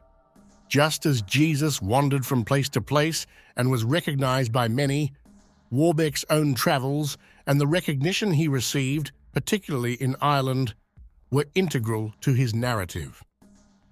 He leaned heavily into this divine mission in a letter to Isabella. It pleased the divine clemency that Lord, having compassion on my innocence, preserved me alive and in safety. First, however, causing me to swear on the Holy Sacrament that to no one should I disclose my name, origin, or family until a certain number of years had passed. His proclamation as king, written in Scotland, followed the same pattern. He claimed to have escaped Henry's grasp by God's might. Henry, the first Tudor king, was described as our extreme and mortal enemy. Here, Warbeck employs a clever wordplay. While he speaks in the pluralis majestatis, the royal we, he also implies that Henry is the enemy of all the English people. Henry, Warbeck declared, had acted to the high displeasure of God, while he himself was God-fearing and destined to rule justly. If Henry remained in power, Warbeck warned, England faced certain destruction. The examples of Warbeck's portrayal as a Christ-like redeemer are numerous. But 2 points stand out. First, his religious messaging intensified only after arriving at Margaret of Burgundy's court, a sign, I believe, of the influence of the highly theologically educated Duchess. Second, invoking religion was essential. Warbeck was challenging a king anointed by God. Henry VII had done the same against Richard III, and his victory at Bosworth was seen as divine approval. Warbeck's supposed escape from the Tower was meant to demonstrate that God had chosen him for this mission. Margaret had learned from Lambert Simnel's failure. She understood that her niece, Elizabeth of York, was considered the leader of the House of York and had secured Henry's throne through their marriage. Simnel's claim to be Edward Plantaginet, son of George, Duke of Clarence, had been insufficient to challenge Elizabeth's standing. Warbeck, however, presented himself as the resurrected brother, an undeniable alternative. Margaret's ambitions are evident in a letter written in her name to the Pope.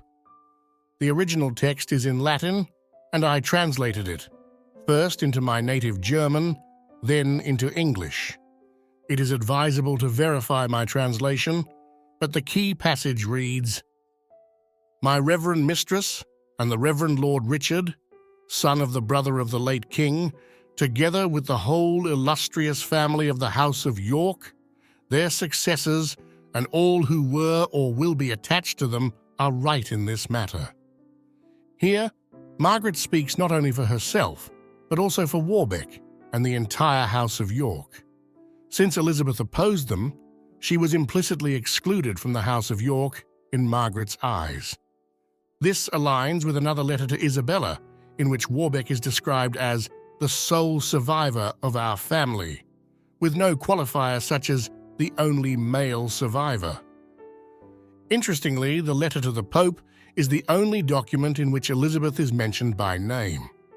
The passage states, However, in order to remove and forever abolish all the dissensions and enmities which had once prevailed between the distinguished houses of York and Lancaster, and to ensure lasting peace in that kingdom, he consented, at the express and special request of the three estates of the said kingdom, to take Princess Elizabeth, the firstborn daughter of King Edward and rightful heiress, as his wife.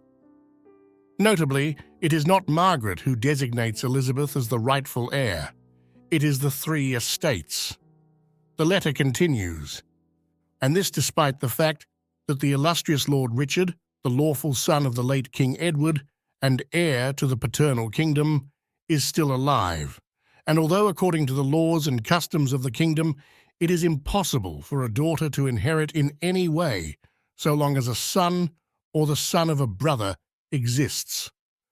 Margaret argues that Elizabeth's marriage and children were legitimized only by papal approval, which she claimed was fraudulently obtained. She wrote, Aware of his illegitimate position, he, Henry VII, sought the support of the royal title of the House of York all the more. Therefore, he was appointed by His Holiness, the most venerable Pope Innocent VIII, not in his own right, but with concealment of the truth and under the pretext of false assertions. Margaret's attacks on Henry's legitimacy also extended to his ancestry. Nevertheless, a certain Henry, called Richmond of the House of Somerset, decided to break the law by pretending to be of the blood of the Lancasters, possibly with the intention of ruling, although he is aware that he was born of the adulterous unions of both parents. These accusations are ironic. Margaret publicly championed one of the princes in the Tower, even though her own brother Richard III had declared them illegitimate. Margaret even attempted to have Henry and Elizabeth's papal dispensation revoked, threatening the legitimacy of Elizabeth's children.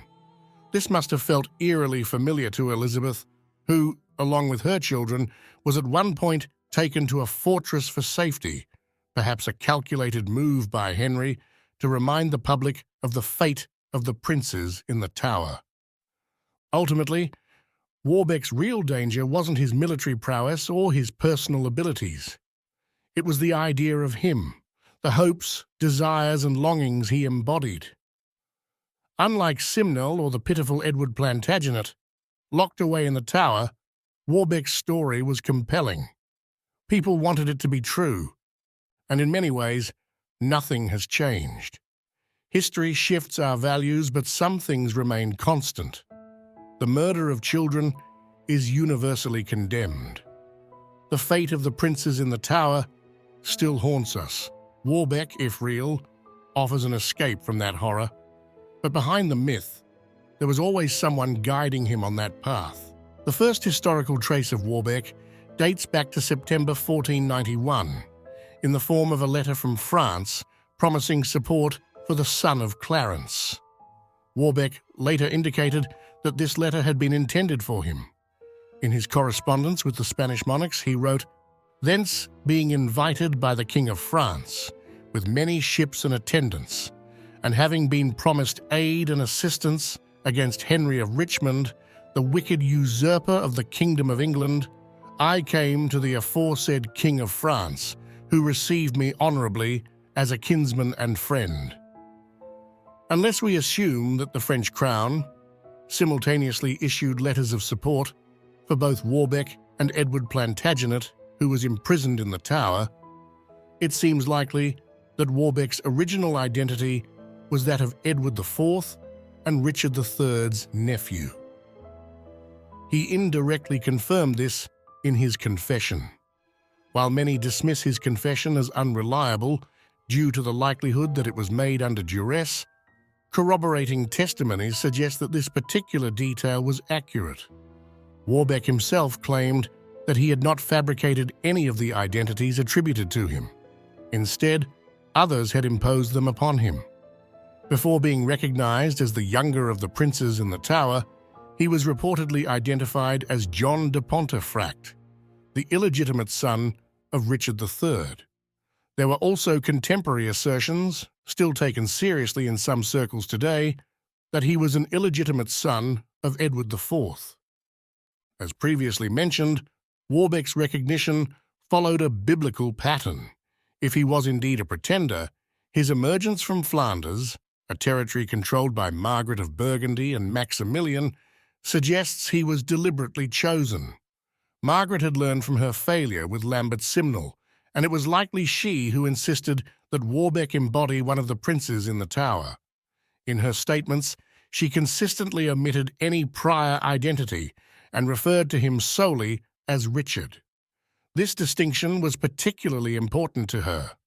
While Simnel had been guided by figures like Sir Francis Lovell and John de la Pole, Margaret took personal charge of Warbeck's cause. The inevitable question arises: did Margaret believe Warbeck was genuine? If we begin with Warbeck's own account, the answer is no. In his confession, he explicitly stated that Margaret had known his true identity from the outset. However, this was also the answer Henry VII wanted, so we should not take it at face value. In her biography of Elizabeth of York, Amy License suggests that Warbeck may have been Margaret's illegitimate son. If that were the case, she would of course have known his real identity. Notably, in her letter to Isabella of Castile, Margaret described receiving Warbeck as a grandson or a son. I have already discussed the possibility that he was, in fact, an illegitimate son of Edward IV. There are two key arguments against this, aside from Margaret's own insistence that Warbeck was the real Richard of Shrewsbury. First, when she learned of his capture in 1497, she expressed deep emotion. He was not just anyone to her, she showed him genuine affection. Second, she had his lodgings in her palace marked with the name Richard, reinforcing the idea that she was committed to presenting him as the younger prince in the Tower. In the past, some have speculated that Margaret merely wanted Warbeck to be Richard. This theory is partly based on Wim Blockman's excellent work on her character. Margaret saw her marriage to Charles the Bold as a failure, having been unable to bear children. She then endured the collapse of her family's power in England. She was a woman searching for purpose, and perhaps for redemption. Her ambitions are evident in the way she referred to herself. In a letter to the Pope, she signed as Margaret of England, subtly asserting a claim to the throne she had never truly relinquished. This was not standard practice, as proven by her crown, which she wore on multiple occasions in Burgundy. It is now housed in Aachen, inscribed not with England, but with York. I am convinced that Margaret did not believe Warbeck was Richard, nor did she want him to be. My reasoning is based on this passage from her letter to the Pope. Even if the York family's scepter were to be revoked, which must not happen, there are individuals in the Lancaster family who are far superior to Henry in hereditary claims and who come from a legitimately recognized line of descent, not from a condemnable union. Margaret's primary goal was to overthrow Henry VII. To that end, she was willing to consider alternative candidates beyond Warbeck. That her step-grandson, Philip of Burgundy, was among the Lancastrian claimants certainly worked in her favor. I do not believe she wanted Warbeck to be Richard because Richard was also half Woodville. Margaret had never shown interest in the fate of the princes in the Tower. In fact, she had actively supported Richard III's efforts to capture Henry Tudor and his followers on the continent. Her indifference to the missing princes is apparent in every document she and Warbeck produced regarding his supposed escape. Warbeck claimed that he was almost 9 years old when he was rescued from the Tower. This would place his escape in 1482, during Edward IV's reign. More likely he meant almost 10 years old. If this were true, Richard III would have been responsible not only for Edward V's murder, but also for Warbeck's fate as a fugitive, robbed of his family, status, and fortune. And yet, Richard III is either conspicuously absent from Warbeck's narrative or mentioned only in passing. In the past, this omission was explained as a strategic move. Warbeck's supporters needed to focus on deposing Henry VII, not attacking Richard III. After all, Henry had little reason to denounce Richard when his primary concern was proving Warbeck a fraud. Still, Richard's absence is striking. Warbeck's supposed identity as Richard of Shrewsbury only begins with his transfer to the Tower from Sanctuary, without any discussion of why Sanctuary had been necessary. The most plausible explanation is that this omission was deliberate. Margaret was unwilling to critically examine her brother's actions, as doing so would have cast a favorable light on the Woodvilles, her longtime rivals. She liked Perkin Warbeck as a person and was willing to play a public role in presenting him as Richard of Shrewsbury, but her commitment had its limits. A telling example is a letter she wrote to Henry VII after Warbeck's failed escape. We know of this letter from a report by the Spanish ambassador Rodrigo González de la Puebla dated September 7th, 1498. Margaret pledged obedience to Henry and begged for his pardon. The Spanish suspected she wrote this letter because Henry had negotiated a treaty with Archduke Philip that contained a clause directly targeting the Dowager Duchess. The Tudor king had lost patience with her schemes and pressured Philip to act against her. Philip, who was fond of Margaret, found himself in a difficult position. Confronted with a choice between her step-grandson and Warbeck, Margaret ultimately chose Philip. Even if it meant recognizing Tudor rule, she abandoned her supposed nephew. Likely it was a painful decision, but she made it nonetheless. This brings us to how Margaret of Burgundy used Warbeck strategically. Her goal was clear: to neutralize Elizabeth of York as a factor in the power struggle. The Queen was immensely popular among the people, largely due to her personal suffering and the many losses she had endured. However, Warbeck, posing as Richard of Shrewsbury, had an even more dramatic story. As the supposed son of Edward IV, he had a direct claim to the throne and the right to rule in his own name. Margaret and Warbeck did not initially target the general populace.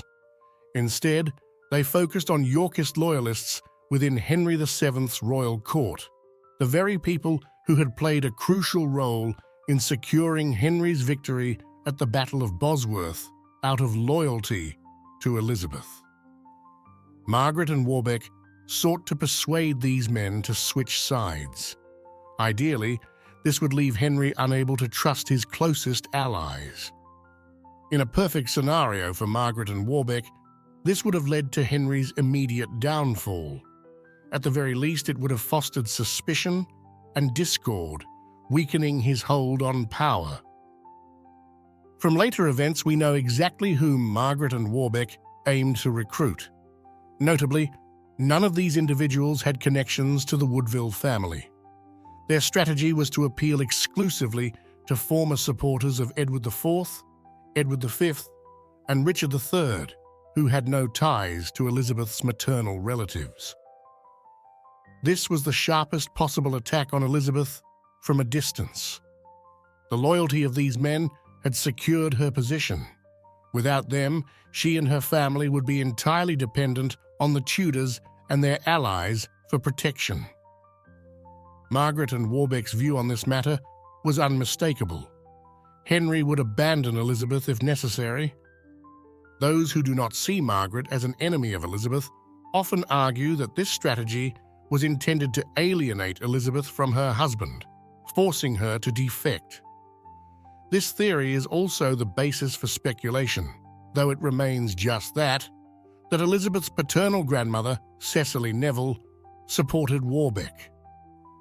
Proponents of this idea frequently cite a passage from Margaret's letter to the Pope, which states that Henry and his heirs would still be allowed to reign, even after Elizabeth's death. This message was meant to underscore the precariousness of Elizabeth's position. However, such reasoning fails to recognize that she once again faced the threat of losing everything she held dear, this time even her children. For Elizabeth, the real danger did not come from the Tudors, but from Margaret and Warbeck. This, too, was a calculated move. If Elizabeth remained loyal to Henry, she would be seen as the woman who turned against her resurrected brother, the rightful king. Given his supposed legitimacy, such a betrayal would severely damage her reputation and popularity. It was a carefully set trap, one that put Elizabeth in an impossible position. Henry, for his part, knew that he could not disown his wife. She was the very reason he had ascended to power, and her lineage was crucial to securing the legitimacy of their heirs.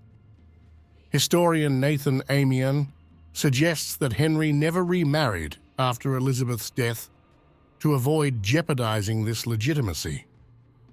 While this argument could be debated, especially considering Henry's serious contemplation of marriage to Catherine of Aragon, the fundamental point remains. He understood Elizabeth's importance. Escaping the trap set by Margaret and Warbeck required restoring Elizabeth's position as the symbolic leader of the House of York. As I discussed in the previous episode, she was reinstated by reclaiming all her family's lands. Holding the legal status of a female sole like Margaret Beaufort, she had the authority to manage these estates herself, which to some extent she did. While she delegated some responsibilities to Henry and granted land to Arthur and her other children, she remained actively involved. The primary reason she was not always visible in this role was her frequent pregnancies throughout the 1490s. The most significant symbolic act was the appointment of their second-born son, Henry, as Duke of York, Elizabeth's own duchy. By willingly relinquishing this title, she sent a clear message of support. She attended all the ceremonies and was dressed in royal colors throughout. This was a masterstroke. Everyone who participated in the celebrations implicitly endorsed the legitimacy of the investiture. Henry orchestrated a grand spectacle around his wife and son, carefully presenting an image of unity and noble loyalty across the kingdom.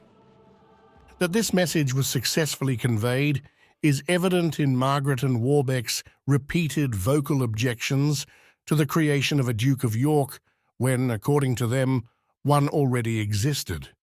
This is often misinterpreted as mere mockery of the Tudors. However, the widespread public support surrounding the event posed a real problem for Warbeck's cause. Anyone who aligned with him now understood that they were positioning themselves against the many nobles and dignitaries who had endorsed the new Duke of York. This had a strong deterrent effect, especially on those who valued stability and had no desire to see England return to civil war. Henry had already invested heavily in this vision long before Warbeck's emergence. The Tudor rose remains the enduring emblem of these efforts. As his wife and the mother of his heirs, Elizabeth was not only meant to secure the loyalty of the House of York, but to embody the very end of the civil wars.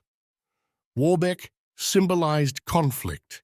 Elizabeth represented peace and unity.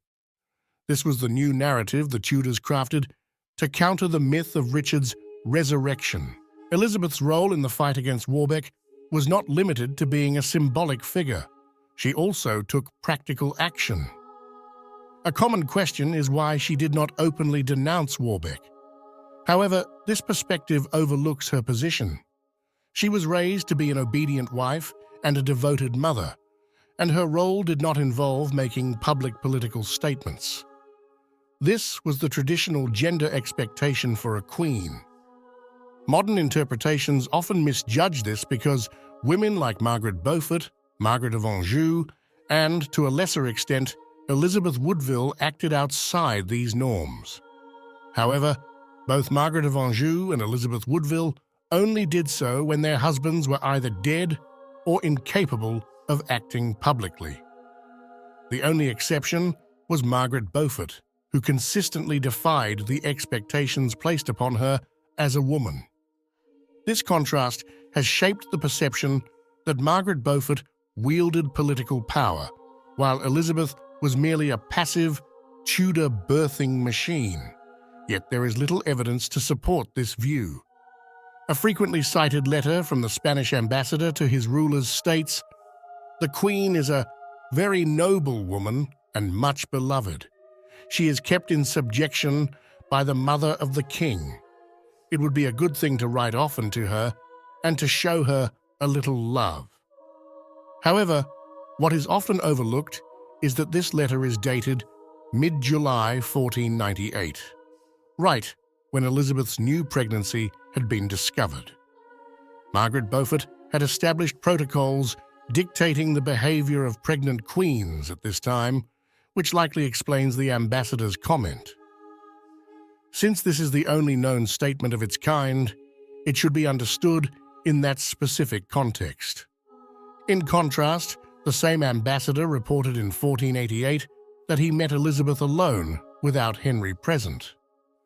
"We also went at an unexpected hour to the Queen, whom we found with 32 companions of angelical appearance, and all we saw there seemed very magnificent and in splendid style, as was suitable for the occasion. Furthermore, Ferdinand of Aragon wrote directly to Elizabeth, not Henry, a year later, to inform her of a great victory against Islam that all Christians should know about. Elizabeth also corresponded personally with Isabella and Ferdinand multiple times regarding Arthur and Catherine's marriage. On December 3, 1497, she wrote to the Spanish Queen, requesting more frequent letters. Notably, she wrote, "We should have written you the news of our state, and of that of this kingdom. But the most serene Lord the King, our husband, will have written at length of these things to your majesties." This clearly indicates that Elizabeth was aware of Henry's correspondence, and the couple consulted each other on political matters. She also attended lengthy meetings focused on marriage negotiations. When the issue arose of financing the Spanish ambassador's living expenses in England, Elizabeth and Henry initially offered him ecclesiastical benefices. After he rejected this offer, it was Elizabeth who persuaded him to accept an arranged marriage that would provide for him, securing his loyalty to both her and Henry. Elizabeth was also known to have letters rewritten multiple times when dissatisfied with their content, particularly in foreign affairs, where her ancestry played a crucial role. The most famous example of this was her involvement in arranging her son's marriage to Catherine of Aragon. She frequently collaborated with Margaret Beaufort in these matters. When it came to Margaret Tudor's marriage to the King of Scotland, Henry himself complained that both his mother and wife were making life difficult for him. These examples, and many more, demonstrate that Elizabeth played an active political role, contributing where she was most effective. This was true for Margaret Beaufort as well. Elizabeth's visibility fluctuated primarily due to her pregnancies and the constraints of her upbringing, rather than a lack of influence. Against Warbeck, however, she was far more visibly engaged. When Henry toured the kingdom in 1494 to convince the people that Warbeck was not Richard, Elizabeth accompanied him, reinforcing his authority. Additionally, several strategic actions could only have taken place with her consultation and approval. In 1493, an embassy led by William Warham visited Margaret of Burgundy and Warbeck. During this visit, Warham, the future Archbishop of Canterbury, made a striking public claim. Henry VII had evidence that Richard of Shrewsbury was dead. Naturally, no one present believed this statement, as acknowledging it would have required them to abandon Warbeck immediately. But that was not the point. This marked the first time the Tudors had publicly addressed the fate of the princes in the Tower. The message needed to spread, and Elizabeth, as Richard's sister, could have been questioned about its truthfulness. This suggests she was aware of the plan and had consented to the claim being made. 2 years later, in 1495, another diplomatic mission made this strategy even clearer. Henry sent envoys to Burgundy to negotiate a trade treaty and persuade Duke Philip's Privy Council to cease supporting Warbeck. The treaty was finalized a year later when Philip came of age. The Privy Council informed the English delegation that while they would no longer back Warbeck, they could not interfere with Margaret of Burgundy's personal finances or actions. She was present at the meeting, along with Warbeck, and was already seething with anger. The English delegation was led by Sir Charles Somerset, a trusted confidant of Henry VII, who had family ties to the Woodvilles through the Herbert line. Somerset had also attended Elizabeth Woodville's funeral in 1492. During the meeting, he greeted everyone appropriately, except Warbeck, whom he pointedly ignored. Outraged, Margaret demanded an explanation. Somerset responded, "I do not welcome fraudsters, but I would be happy to show Margaret the chapel in England where the real Richard of Shrewsbury is buried." Warbeck exploded with rage. vowing that Somerset would regret his words once he became King of England. Once again, the key objective was to control the narrative, and once again, it is implausible that Elizabeth was unaware of or uninvolved in this effort. She would have needed to approve such a bold move. This naturally raises two key questions. Was the claim true? And if so, what was the proof? Or where was this chapel? Unfortunately, I cannot provide definitive answers. Personally, I doubt the claim's authenticity. The goal was not to reveal the truth, but to publicly undermine Warbeck. Given Elizabeth's own suffering over her brother's fate, she likely resented having it used against her. Her heightened involvement in Arthur's wedding preparations should also be understood in this context. Margaret of Burgundy and Warbeck recognized that this marriage would bolster the Tudor dynasty's legitimacy across Europe. The Spanish rulers themselves had a claim to the English throne through the Lancastrian line, and by marrying their daughter to Henry's heir, they were implicitly endorsing his reign. Margaret and Warbeck thus attempted to sway Isabella and Ferdinand early on. Elizabeth, in turn, understood the importance of Spain's support. So much so that on one occasion she refused to part with a particularly favorable letter from Spain, even though Henry wanted to carry it with him.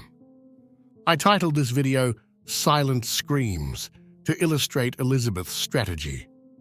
Her role in the Warbeck conflict was not to publicly denounce him. Speaking out directly would only have drawn more attention, as it was highly unusual for a queen to make political statements. The only exception to this was if she publicly and effectively pleaded with Henry for pardons. To counter Warbeck, Elizabeth had to maintain protocol. She could not break the expectations placed upon her, but she could take actions that made her position unmistakably clear. Her influence was silent but powerful. It is well known that Henry used spies to undermine both Warbeck and Margaret. The most famous of these was Robert Clifford, who was handsomely rewarded for his services. Those who facilitated his return to England also received compensation for their efforts. Clifford had been documented near the royal court as early as the reign of Edward IV, making it possible that Elizabeth was familiar with him. However, that is not the main point here. More importantly, Clifford provided damning evidence that Warbeck's supporters had infiltrated the royal court itself. This revelation triggered a brutal purge. Henry responded by establishing commissions to investigate Warbeck sympathizers across England, all of which were led by staunch Lancastrian loyalists. Among the victims of these purges were men who had once been loyal to Elizabeth. This raises significant questions. Did she know about the planned purges? Did she approve of these measures? Judging by the fact that Elizabeth became pregnant again in the latter half of 1495, her marriage to Henry does not appear to have suffered as a result. Moreover, Henry did not hesitate to target even those connected to him by blood. Stanley, who had placed the crown on Henry's head at Bosworth and was the brother of his stepfather, was not spared. However, Woodville Yorkists were notably absent from the list of purge victims. Henry made it clear that individuals demonstrably loyal to the Queen had nothing to fear, a promise that was upheld. This suggests a compelling possibility. Elizabeth and Henry's fates were deeply intertwined at this time, and she was aware of and in agreement with the actions being taken. Furthermore, strong evidence suggests that Clifford had been working as Henry's spy from the very beginning, rather than defecting. He was among the first recipients of a royal letter when a military conflict erupted with rebels in 1497, an honor reserved only for those the king trusted completely. It remains uncertain whether Warbeck and Margaret knew of Clifford's true allegiance. However, by the time of the 1495 purges, their cause had already suffered a devastating blow. Their support within the nobility had been shattered. Warbeck later attempted to counter this by arguing that Henry surrounded himself primarily with men of low birth, with few exceptions. But this tactic failed.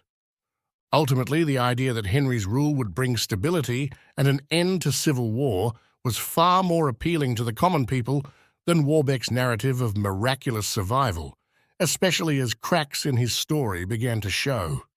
This was the primary reason his first invasion attempt ended in disaster. By 1495, Warbeck and Margaret had been effectively reduced to seeking support from foreign rulers. However, their options were quickly dwindling. That same year, Spain declared that it had never believed in Warbeck's claim.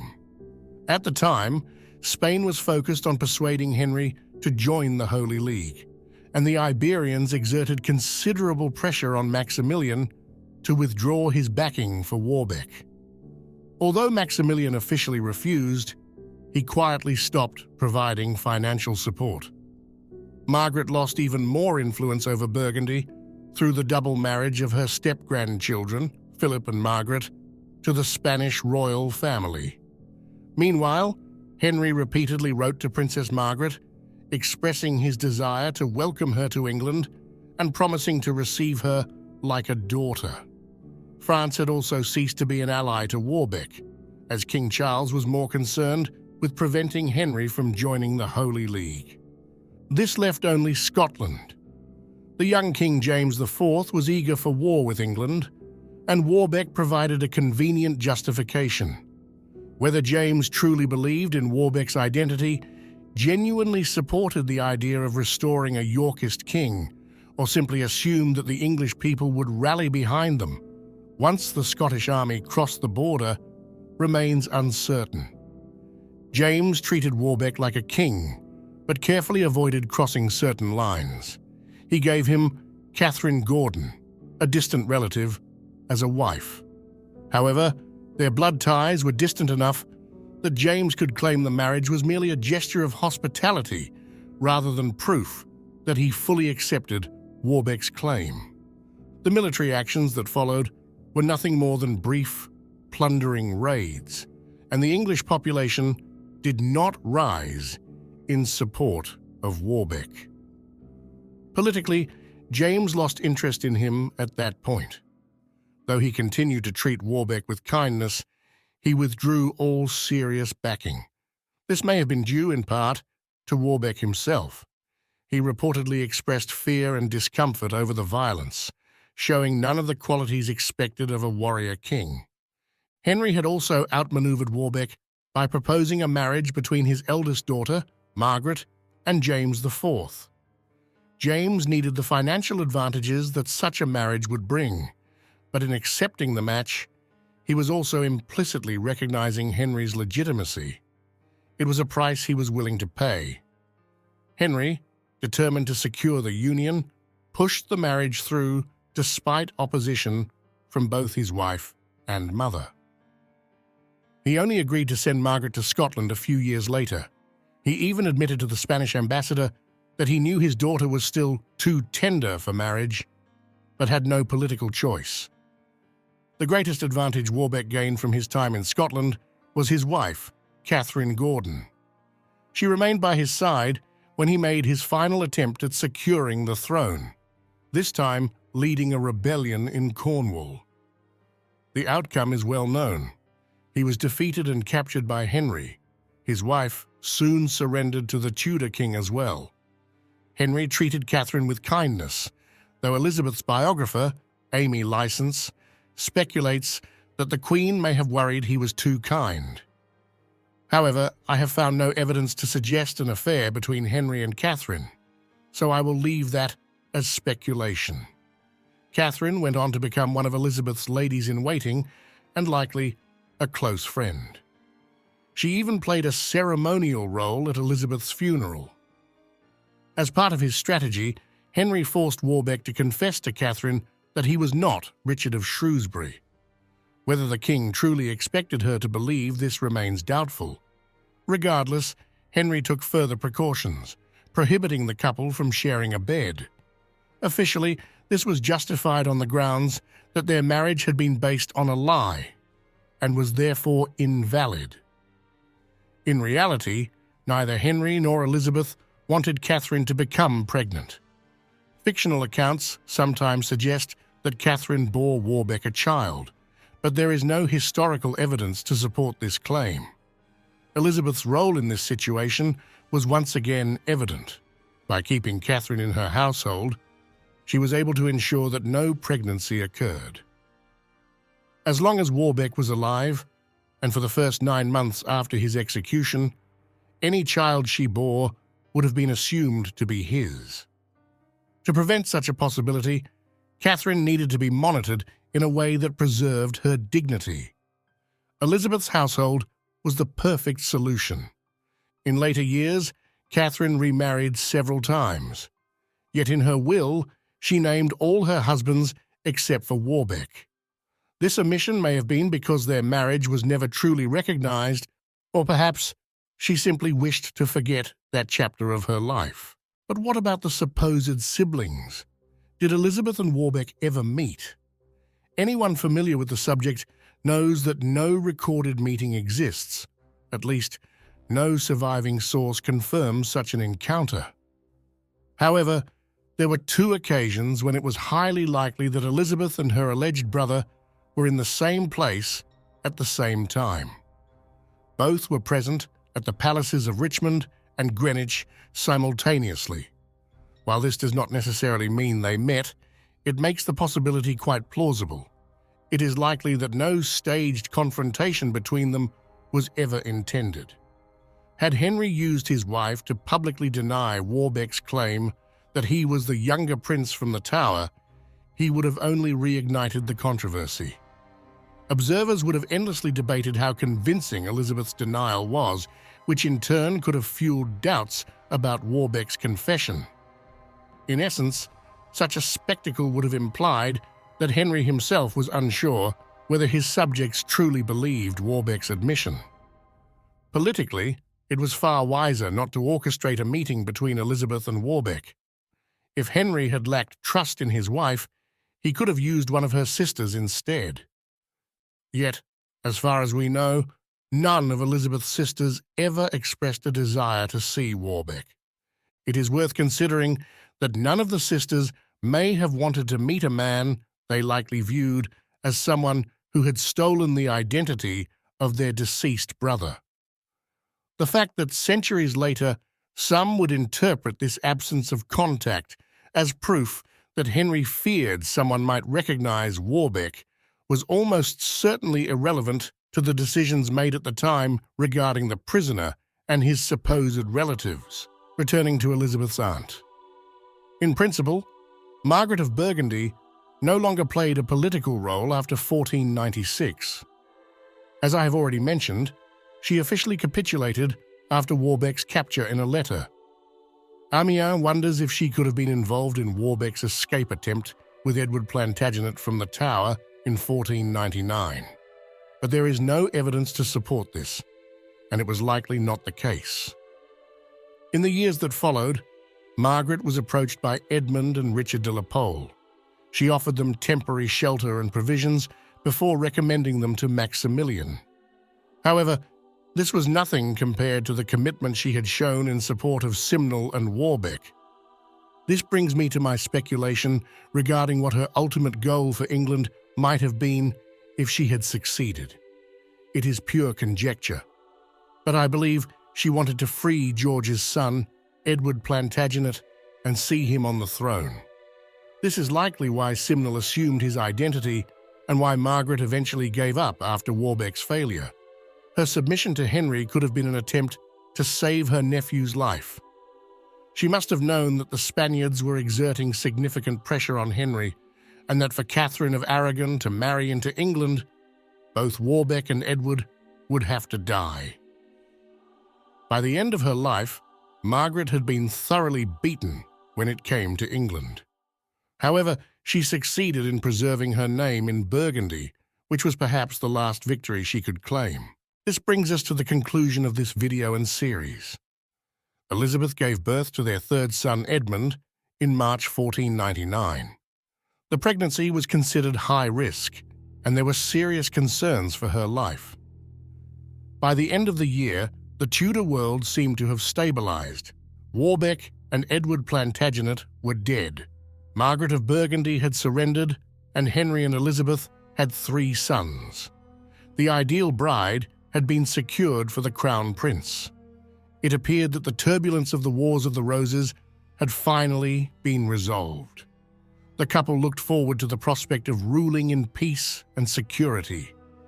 However, this period of tranquility would prove to be fleeting. A series of devastating misfortunes followed in quick succession. Henry and Elizabeth had fought for over 15 years, even longer if you consider the challenges Henry faced under Edward IV and Richard III. Elizabeth had lost her family in 1483 and was determined never to face such a loss again. Both the king and queen were exhausted, and what came next would break them. Henry fell gravely ill after Elizabeth's death. Rumors swirled about who would become king if he were to die. His last surviving son was considered too young to rule, and it seemed as though history was repeating itself. Henry clung to life as long as possible, hoping to see his son mature enough to be accepted as the rightful ruler. These years spent beside his bitter, fearful, depressed, and sick father would deeply shape the future king, fueling his legendary paranoia and his obsession with securing male heirs. Elizabeth had triumphed over Margaret, but the cost had been high. Thanks for watching. Please like and subscribe.